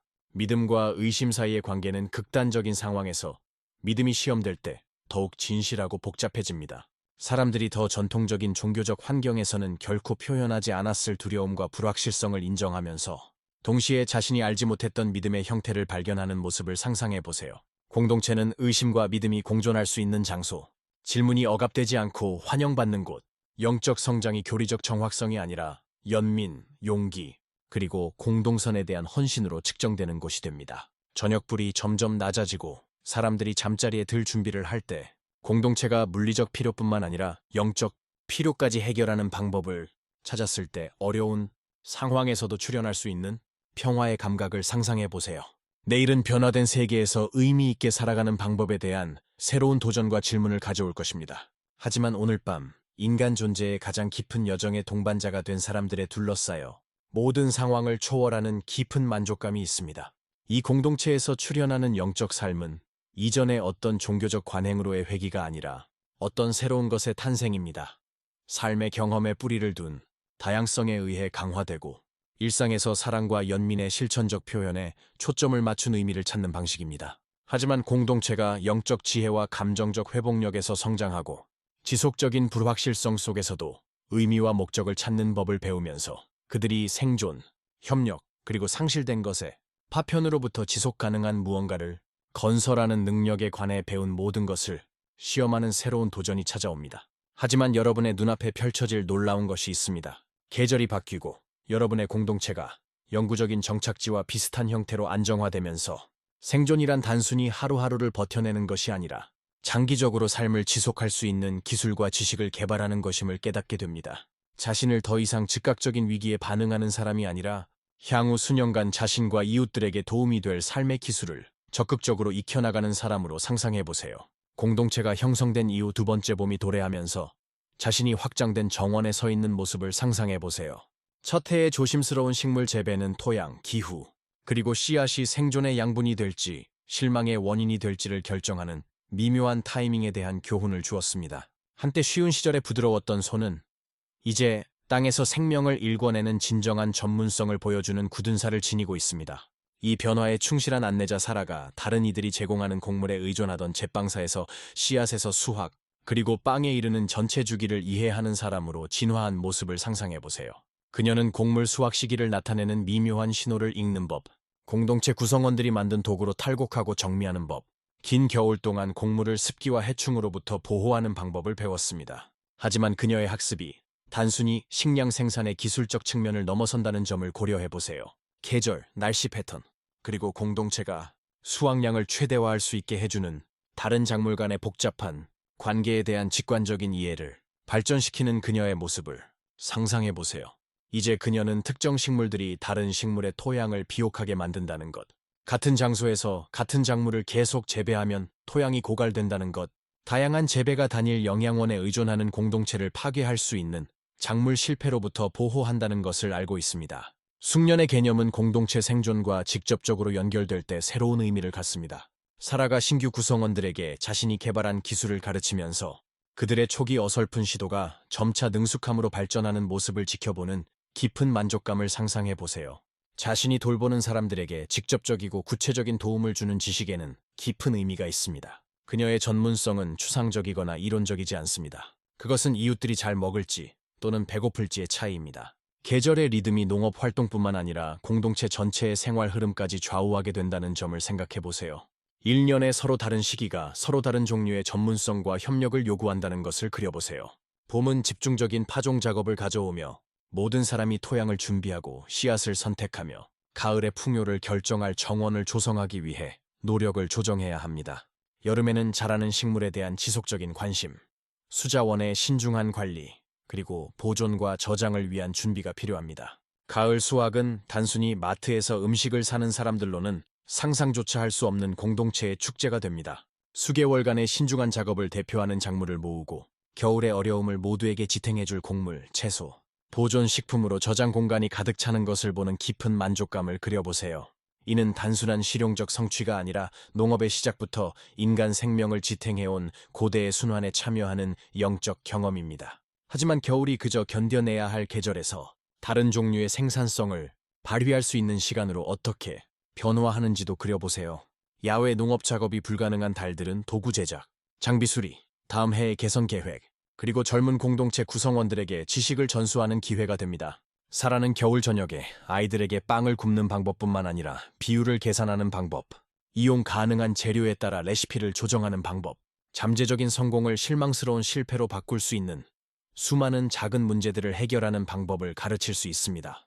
전문화된 기술의 발전은 실용적이면서도 깊이 만족스러운 상호 의존의 네트워크를 만듭니다. 사라의 빵 굽기 전문성이 곡물을 갈아주는 제분업자, 밀을 재배하는 농부, 오븐을 만들고 유지하는 목공, 저장과 준비에 필요한 그릇을 만드는 도공과 어떻게 연결되는지 그려보세요.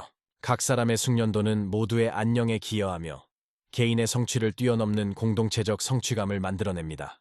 이 생존자들에게 부의 정의가 완전히 어떻게 변화했는지 생각해 보세요. 축적된 소유물이 아니라 자신의 기술과 공동체, 생존에서 차지하는 역할에 대해 발전시킨 깊이 있는 이해에 대한 사라의 자부심을 그려보세요. 그녀의 부는 훔칠 수 없는 지식, 연습을 통해 향상되는 기술, 그리고 그녀의 전문성에 의존하면서 동시에 자신들의 전문 지식을 제공하는 사람들과의 관계로 구성됩니다. 기술 개발 과정은 명상과 자기 발견의 한 형태가 됩니다. 올바른 빵 굽기에 필요한 인내심이 삶의 다른 영역에서의 인내심을 가르쳤다는 것, 성공적인 제빵에 필요한 세부 사항에 대한 주의가 공동체, 역학의 미묘한 변화를 알아차리고 대응하는 능력을 향상시켰다는 것, 일상적인 빵 준비에 리듬이 그렇지 않으면 불확실한 세계에서 안정과 위안의 원천이 되었다는 것을 사라가 발견하는 모습을 그려보세요. 하지만 이 맥락에서의 숙련도는 단순한 개인의 성취가 아니라 공동체의 역량 구축입니다. 한 사람에게 문제가 생겨도 핵심 지식이 사라지지 않도록 보장하는 백업 시스템을 다른 사람들과 함께 구축하는 사라의 모습을 그려보세요. 그녀는 여러 사람에게 제빵의 비밀을 가르치는 동시에 다른 분야의 주요 전문성을 가진 공동체 구성원들로부터 다른 기술의 기본을 배웁니다. 여러 기술의 통합은 더 전문화된 시대에는 불필요했을 생존 전략이 됩니다. 사라를 단순히 빵 굽기뿐만 아니라 기본적인 목공 오븐과 작업 공간 유지를 위해 식물 식별, 야생 재료와 연료 찾기, 기본적인 의료 관리 작업 중 발생하는 작은 화상과 상처 치료, 그리고 가르침 다른 사람들에게 지식 전수에 능숙한 사람으로 그려보세요. 공동체가 단순한 경제적 교환을 넘어 전문성을 인정하고 보상하는 시스템을 어떻게 개발하는지 생각해보세요. 새로운 수준의 기술을 성취한 사람들을 기리는 축제, 경험 있는 장인들과 열정적인 학습자들을 연결하는 공식적, 비공식적 멘토링 관계, 그리고 기술적 지식뿐만 아니라 수년간의 실천과 관찰에서 얻은 지혜를 보존하는 이야기 전통을 그려보세요. 혁신의 개념은 모든 사람의 번영과 고난의 차이를 의미할 수 있을 때 새로운 긴급성을 띱니다. 사라가 새로운 기술, 다른 재료 조합, 개선된 도구를 실험하지만 귀중한 자원을 낭비하지 않도록 신중하고 체계적으로 접근하는 모습을 그려보세요. 그녀의 혁신은 단순한 개인적 호기심이 아니라 모든 사람의 삶을 더 나아지게 만들기 위한 공동체의 연구 및 개발입니다. 가르치는 기술의 발전은 가르쳐지는 기술만큼 중요해집니다. 복잡한 과정을 관리 가능한 단계로 나누는 방법, 초보자들이 저지르는 가장 흔한 실수를 식별하는 방법, 자신감을 구축하면서 능력을 개발하는 학습 경험을 만드는 방법을 사라가 배우는 모습을 그려보세요. 그녀의 지식을 효과적으로 전달하는 능력은 개인적 노동이 이룰 수 있는 것을 훨씬 넘어서 공동체에 대한 그녀의 가치를 배가시킵니다. 숙련도의 심리적 이점은 더 번영했던 시기에는 보이지 않았을 방식으로 분명해집니다. 진정으로 필요한 기술을 보유하고 있다는 것, 자신의 일이 사람들의 삶에 실질적으로 중요한 차이를 만든다는 것, 돈을 벌기 위해 다른 사람들이 만든 것을 구매하는 대신 가치 있는 무언가를 직접 만들고 있다는 것에서 오는 자신감과 목적 의식을 그려보세요. 장기 계획은 공동체가 필수 기술에 대한 신뢰할 수 있는 전문성을 개발할 때 가능해집니다. 사라가 다른 사람들과 함께 내년에 빵 생산뿐만 아니라 시설 개선, 새로운 제빵사를 위한 훈련 프로그램, 그리고 효율성을 높이거나 품질을 개선할 수 있는 혁신에 대해 계획하는 모습을 상상해 보세요. 공동체는 자신들의 집단적 능력에 대한 확신이 있기 때문에 당장의 생존을 넘어서는 약속과 투자를 할 수 있습니다. 사라가 빵 만들기에서 새로운 수준의 기술을 달성했다는 자부심을 느끼며 자신의 개인적 성장이 더 나은 영향, 더 큰 식량 안보, 그리고 자신이 소중히 여기는 모든 사람들의 회복력 향상으로 직접 연결된다는 것을 알고 있는 모습을 상상해 보세요. 그녀의 개인적 숙련도와 공동체에 대한 봉사는 별개의 목표가 아닙니다. 숙련되고 배려 깊은 일을 통해 표현되는 하나의 같은 열망입니다. 해가 지고 사라가 또 다른 생산적인 하루를 보내며 공동체의 식량, 지식, 그리고 능력의 저장고에 기여한 것을 되돌아보면 개인의 발전과 사회적 기여가 완벽하게 일치하는 삶에서 오는 깊은 만족감을 상상해 보세요. 내일은 기술을 더욱 발전시키고 다른 이들을 가르치며 앞으로 닥칠 어떤 도전에도 공동체를 지탱할 능력의 토대를 계속해서 쌓을 새로운 기회를 가져올 것입니다. 이는 맥락에서 분리된 개인의 성취로서의 숙련도가 아니라 지비된 사람들과 터전에 대한 가장 깊은 형태의 봉사입니다. 그리고 이는 더 큰 무언가를 가리킵니다. 이 어려운 과정을 통해 얻은 기술과 통찰이 단일 공동체를 훨씬 넘어서는 더 넓은 인간, 능력과 지혜의 부흥에 기여할 수 있는 가능성을 말입니다. 하지만 당신의 공동체가 실용적 숙련도를 개발하고 일종의 기능적 안정을 달성하면서 사람들이 생존과 협력의 기술에 능숙해지면 더 깊은 변화가 서서히 드러나기 시작합니다. 변화된 세계에서 생존하는 법을 배운 사람으로서가 아니라 인간 문명 자체의 점진적인 회복과 갱신에 참여하는 더 큰 존재의 일부로 자신을 상상해 보세요. 수년간의 주의 깊은 관리로 풍요로워진 토양에 씨앗을 심는 깊은 만족감을 상상해 보세요. 각각의 푸른 싹은 미래가 과거보다 더 풍요로울 것이라는 약속입니다. 언덕 위에 서서 당신의 공동체가 뿌리를 내린 계곡을 내려다보며 수십 개의 굴뚝에서 피어오르는 연기를 보고 잘 가꿔진 들판이 지평선을 향해 뻗어 있으며 당신의 정착지와 유사하게 역병의 혼란기에서 벗어난 다른 정착지들 사이를 연결하는 규칙적인 여행로를 관찰하는 모습을 상상해 보세요. 여러분이 보는 것은 단순한 회복이 아니라 생존과 고난을 통해 배운 교훈을 바탕으로 한 새로운 형태의 인간 조직의 탄생입니다. 이제 숙련된 제빵사일 뿐만 아니라 중요한 결정을 도울 공동체 원로로 인정받는 사라가 다른 정착지의 방문자들과 대화에 참여하는 모습을 상상해 보세요. 이는 절망적인 난민과의 우연한 만남이 아니라 당장의 생존을 넘어 생각할 수 있을 만큼 충분한 안정을 이룬 공동체 간의 의도적인 교류입니다. 그들은 지식을 공유하고 특화된 상품을 거래하며 흩어진 정착지들을 더 큰 협력과 번영의 패턴으로 연결할 네트워크를 점차 짜고 있습니다. 가장 어려운 시기에 발전된 가치관이 이 새롭게 등장하는 세계의 기반이 되었다는 점을 고려해 보세요. 공정성에 대한 강조, 부를 축적하는 대신 필요에 따라 자원을 나누는 습관, 실용적 지식과 공동체 기여에 대한 깊은 존중. 이런 것들은 단순한 생존 전략이 아니라 풍요가 돌아왔을 때 포기될 것들이 아닙니다. 이제 이러한 가치들은 새로운 사회가 스스로를 조직하고 구성원들을 대하는 방식을 형성하는 문화적 기반이 되었습니다. 공동체가 역병의 해에 대해 들려주는 이야기들은 고대 문명의 건국 신화와 유사한 기능을 수행합니다.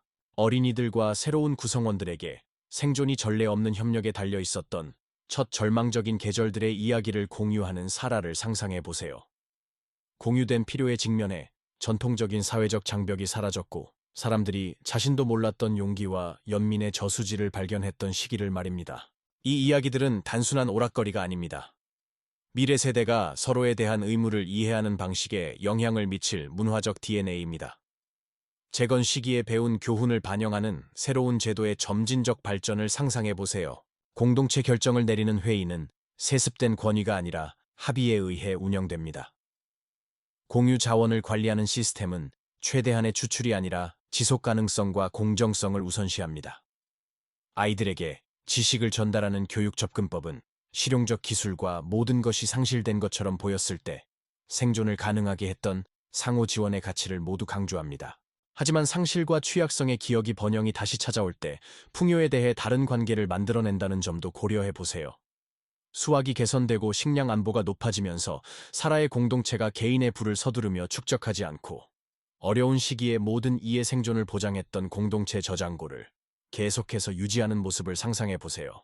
부족함에 대한 두려움은 완전히 사라지지 않지만 개인적인 비축이 아니라 신중한 준비와 공동체 회복력의 형태로 나타납니다. 회복된 공동체 간에 형성되는 네트워크는 새로운 전문화와 거래의 기회를 만들어내지만 신뢰가 생존의 문제였던 시기에 배운 원칙을 바탕으로 합니다. 정착지 간의 교환은 단기적 이익보다는 공정성과 장기적 관계 구축을 우선시합니다. 생존을 위해 서로 의존해야 했던 공동체들은 교역 파트너를 착취하는 것이 결국 자신들을 파멸로 이끄는 행위임을 깨닫습니다. 기술과 혁신에 대한 접근은 인간 복지와 실용적 능력의 연결을 이해하는 사람들이 건설한 사회의 가치를 반영합니다. 효율성이나 개인의 이익이 아니라 지속 가능성, 접근성, 공동체 이익을 강조하는 농업, 공예, 그리고 공동체 조직의 발전을 상상해 보세요. 앞으로 펼쳐질 혁신은 이 공동체들이 인류 역사상 가장 위대한 르네상스의 토대가 된 바로 그 이유를 보여줄 것입니다. 등장하는 혁신은 단순한 기술적 문제에 대한 영리한 해결책이 아니라 인간이 함께 살아가는 방식에 대한 사회적 가치의 표현입니다. 이러한 회복된 공동체에서 자라나는 아이들은 과거 세계의 위계와 불평등을 경험한 이들과는 다른 사회적 관계에 대한 전제를 갖게 됩니다. 모든 공동체 구성원이 음식, 주거, 의미 있는 일을 누리는 것을 당연하게 여기고 모두에게 영향을 미치는 결정에는 모두가 참여해야 한다고 생각하며 협력과 상호부조를 특별한 선의가 아닌 자연스러운 상식으로 받아들이는 젊은이들을 상상해 보세요. 이 회복 과정의 영적 차원은 상실과 갱신을 모두 기리는 새로운 의미와 축제의 형태를 만들어냅니다. 전통적인 종교 명절뿐만 아니라 공동체 자체의 생존과 재건 역사를 기념하는 축제를 상상해 보세요. 역병의 시대에 희생된 이들을 기리면서 동시에 그들의 희생을 통해 가능해진 생명과 성장을 축하하는 의식. 공동체, 지구의 생산성, 압도적인 역경을 이겨낸 인간의 능력에 감사를 강조하는 영적 실천. 생존을 위해 이주민들이 협력해야 했던 실용적 필요에서 시작된 다양한 문화 전통의 통합은 예술, 음악, 축제의 풍부한 새로운 형태로 진화합니다. 사라의 공동체가 공동체 구성원들의 다양한 배경을 융합한 축제로 방문객들을 맞이하고 더 동질적이었던 시대에는 불가능했던 새로운 형태의 문화적 표현을 창조하는 모습을 상상해 보세요. 지식 보존 및 전수 시스템의 발전은 필수적인 지혜를 미래의 재앙으로부터 잃어서는 안 된다는 뼈아픈 교훈을 반영합니다. 추상적 학습뿐만 아니라 생존과 회복을 가능하게 한 실용적 기술과 공동체 가치를 강조하는 도서관과 학교를 상상해 보세요. 모든 공동체 구성원이 각자의 전문성뿐만 아니라 공동체 회복력에 필요한 기본적인 기술들도 함께 갖추도록 하는 교육 접근법. 자연 환경과의 관계는 공동체가 지역 자원에 완전히 의존해야 했을 때 인간 복지와 생태계 건강 사이에 밀접한 연결이 분명해진 것을 반영합니다. 단기적 추출보다 장기적 생산성을 우선시하는 토지 관리 방식, 토양을 고갈시키지 않고 개선하는 농업 방법, 자연 시스템과 대립하지 않고 협력하는 정착 패턴을 상상해 보세요. 무역망이 확장되고 번영이 증가함에 따라 힘든 시기에 교훈을 버리고 싶은 유혹은 도덕적 성장을 위한 지속적인 도전과 기회를 만들어냅니다. 사라와 다른 공동체 지도자들이 상황이 나아짐에 따라 어떻게 가치를 지켜나갈지, 사회적 결속력을 잃지 않으면서 새로운 구성원을 받아들일지, 평등과 협력에 대한 믿음을 공유하지 않을 수 있는 다른 공동체와 어떻게 소통할지에 대해 고민하는 모습을 상상해 보세요. 회복 과정을 통해 모든 비극에도 불구하고 역병의 시대가 평화로운 시기에는 결코 나타나지 않았을 인간 발전의 기회들을 얼마나 많이 만들어냈는지가 드러납니다. 자신도 몰랐던 리더십 능력을 발견하고 더 전문화된 시대에는 결코 배우지 못했을 기술을 개발하며 이전 시대라면 절대 허용하지 않았을 사회적 경계를 넘어선 관계를 형성한 사람들을 상상해 보세요. 새롭게 떠오르는 세계는 역병 이전으로 돌아가는 것이 아니라 오히려 전례 없는 무언가입니다. 문명의 취약성과 인간의 놀라운 회복력, 그리고 서로를 돌보는 힘에 대해 직접 체험한 사람들이 협력, 지속가능성, 공동의 복리라는 원칙을 의식적으로 세운 인간 사회입니다. 사라가 평화로운 저녁에 번성하는 자신의 공동체를 내려다보며 공유된 투쟁과 성취를 통해 가족이 된 사람들에 둘러싸여 있을 때 그녀는 그들이 인류의 가장 어두운 시간을 겪은 수많은 기도에 대한 답을 살아가고 있음을 이해합니다. 만약 당신이 그 깊은 깨달음의 순간을 상상할 수 있다면 옛 세계의 폐허에서 그들이 단순히 살아남은 것이 아니라 잃었던 것보다 더 나은 무언가를 만들어냈음을 깨닫는 그녀의 눈에 비친 촛불의 따뜻한 빛을 상상해 보세요. 그리고 아마도 이 긴 여정이 주는 마지막이자 가장 깊은 교훈은 인간 역사의 가장 어두운 순간들조차도 르네상스와 갱신의 밑거름이 되고 우리가 함께 살아가는 이 지구에서 더욱 정의롭고 지속 가능한 삶의 방식을 창조하는 토대가 될 수 있다는 것입니다. 몇 달 만에 가장 깊고 평온한 잠에서 천천히 깨어나는 자신을 상상해 보세요. 당신의 창문으로 들어오는 빛은 형광등의 가혹한 눈부심이나 전자화면의 차가운 빛이 아니라 인류 역사의 모든 시대를 포함해 생명을 유지해온 동일한 에너지로 당신의 얼굴을 드는 부드러운 햇살입니다. 우리가 방금 함께 경험한 1351년의 가장 어두운 겨울을 거쳐온 빛입니다. 당신을 감싸고 있는 담요의 무게를 느껴보세요. 부드럽고 따뜻하며 중세인들의 눈에는 순수한 마법처럼 보였을 기계로 짠 천입니다. 용감한 빵집 주인 사라를 상상해보세요. 그녀가 거친 양모가 피부를 긁는 추운 겨울밤을 견디며 차가운 돌 위에 집 매트리스에 누워 치명적인 추위를 막기 위해 끊임없이 불을 돌보는 모습을 그려보세요. 이제 주변을 감싸고 있는 온도 조절 난방의 기적을 느껴보세요. 단순히 다이얼을 살짝 조절하는 것만으로 겨울의 혹독한 추위에서 벗어날 수 있는 보호막입니다. 당신의 시트의 부드러운 면을 손으로 만져보세요. 이 천은 중세 귀족들이 그 부드러움을 위해 재산을 기꺼이 교환했을 만큼 고급스럽습니다. 옛 세계에서 사치품으로 여겨졌던 거친 리넨과 따가운 양모를 상상해 보세요. 반면 당신은 과거의 왕과 왕비들이 상상조차 할 수 없었던 편안함에 쌓여 있습니다. 당신 베개 시세 실개수는 중세 장인들이 수개월에 걸쳐 달성했을 솜씨의 수준을 나타냅니다. 하지만 지금은 너무나 흔해서 당신은 아마도 한순간도 그것에 대해 생각해 본 적이 없을 것입니다. 주변의 침묵을 들어보세요. 버려진 마을과 텅 빈 들판의 불길한 고요함이 아니라 안전과 풍요로움의 평화로운 고요함입니다. 죽은 자들을 위해 끊임없이 울리는 성당 종소리도, 모든 것을 잃은 이웃들의 먼 애도의 외침도, 도움을 받을 수 없는 절박한 손이 문을 긁는 소리도 없습니다. 대신 아마도 당신의 냉장고에서 나는 부드러운 윙윙거리는 소리. 1351년에 수백만 명의 생명을 구했을 그 놀라운 상자입니다. 침대 옆 탁자에 놓인 단순한 물잔을 상상해 보세요. 깨끗하고 순수하며 아무런 생각이나 노력 없이 즉시 사용할 수 있습니다. 사라가 귀중한 물방울을 조심스럽게 배급하며 보낸 시간들. 물을 안전하게 마시기 위해 필요했던 복잡한 준비 과정. 오염되거나 말라버릴 수 있는 수원에 대한 끊임없는 걱정을 상상해 보세요. 당신의 가벼운 한 모금은 먼 곳에서 침대 옆까지 안전한 식수를 가져다주는 공학, 인프라, 지역사회 협력의 기적을 나타냅니다.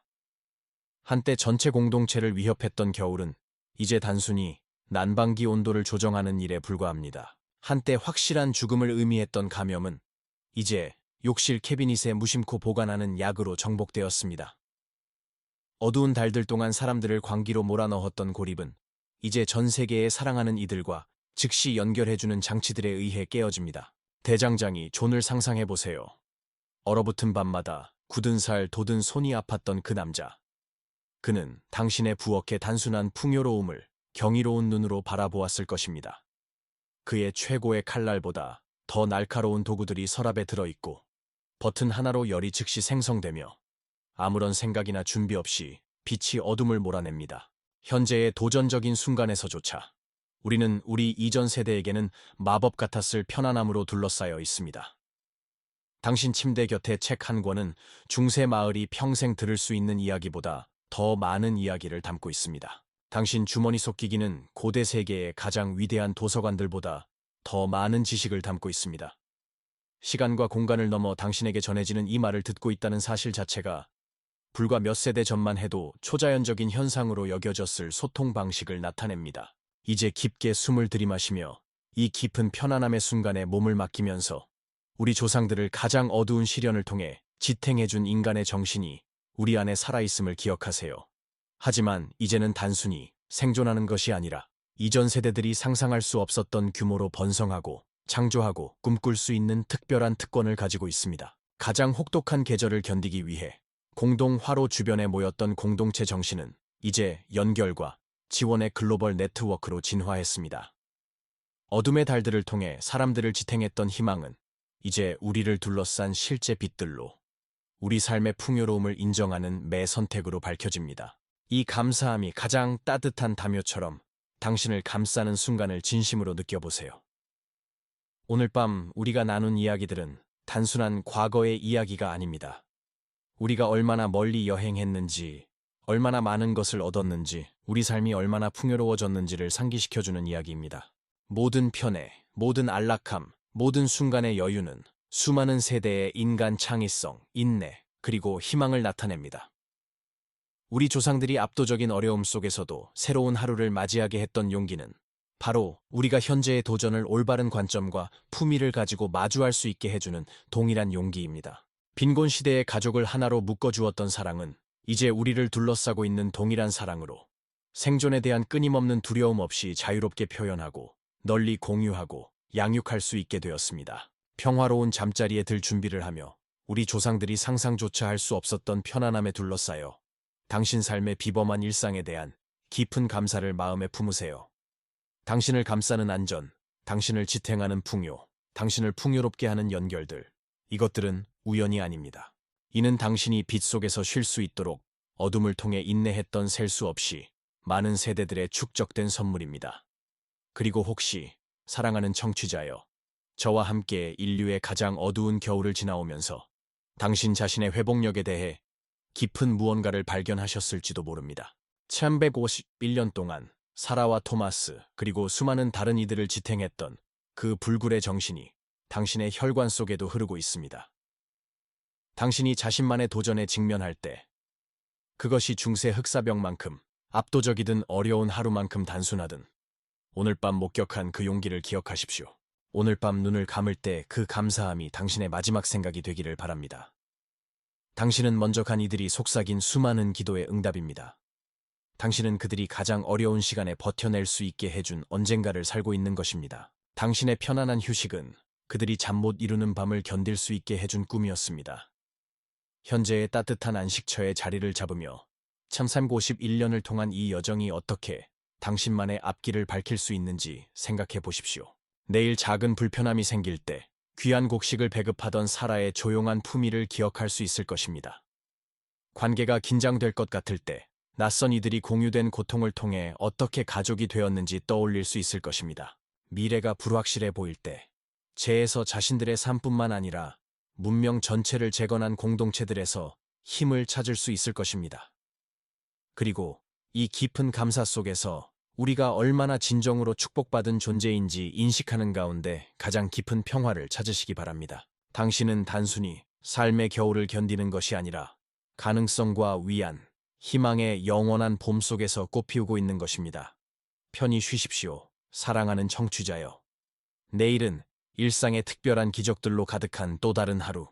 우리가 너무나 당연하게 여기는 이 현대 생활의 놀라운 선물을 감사히 여길 또 다른 기회를 가져다 줄 것입니다. 하지만 오늘 밤은 단순히 감사함 속에서 쉬십시오. 당신이 옛날 왕과 왕비들이 꿈꿀 수 있었던 것보다 더 나은 삶을 살고 있다는 것을 알면서 말입니다.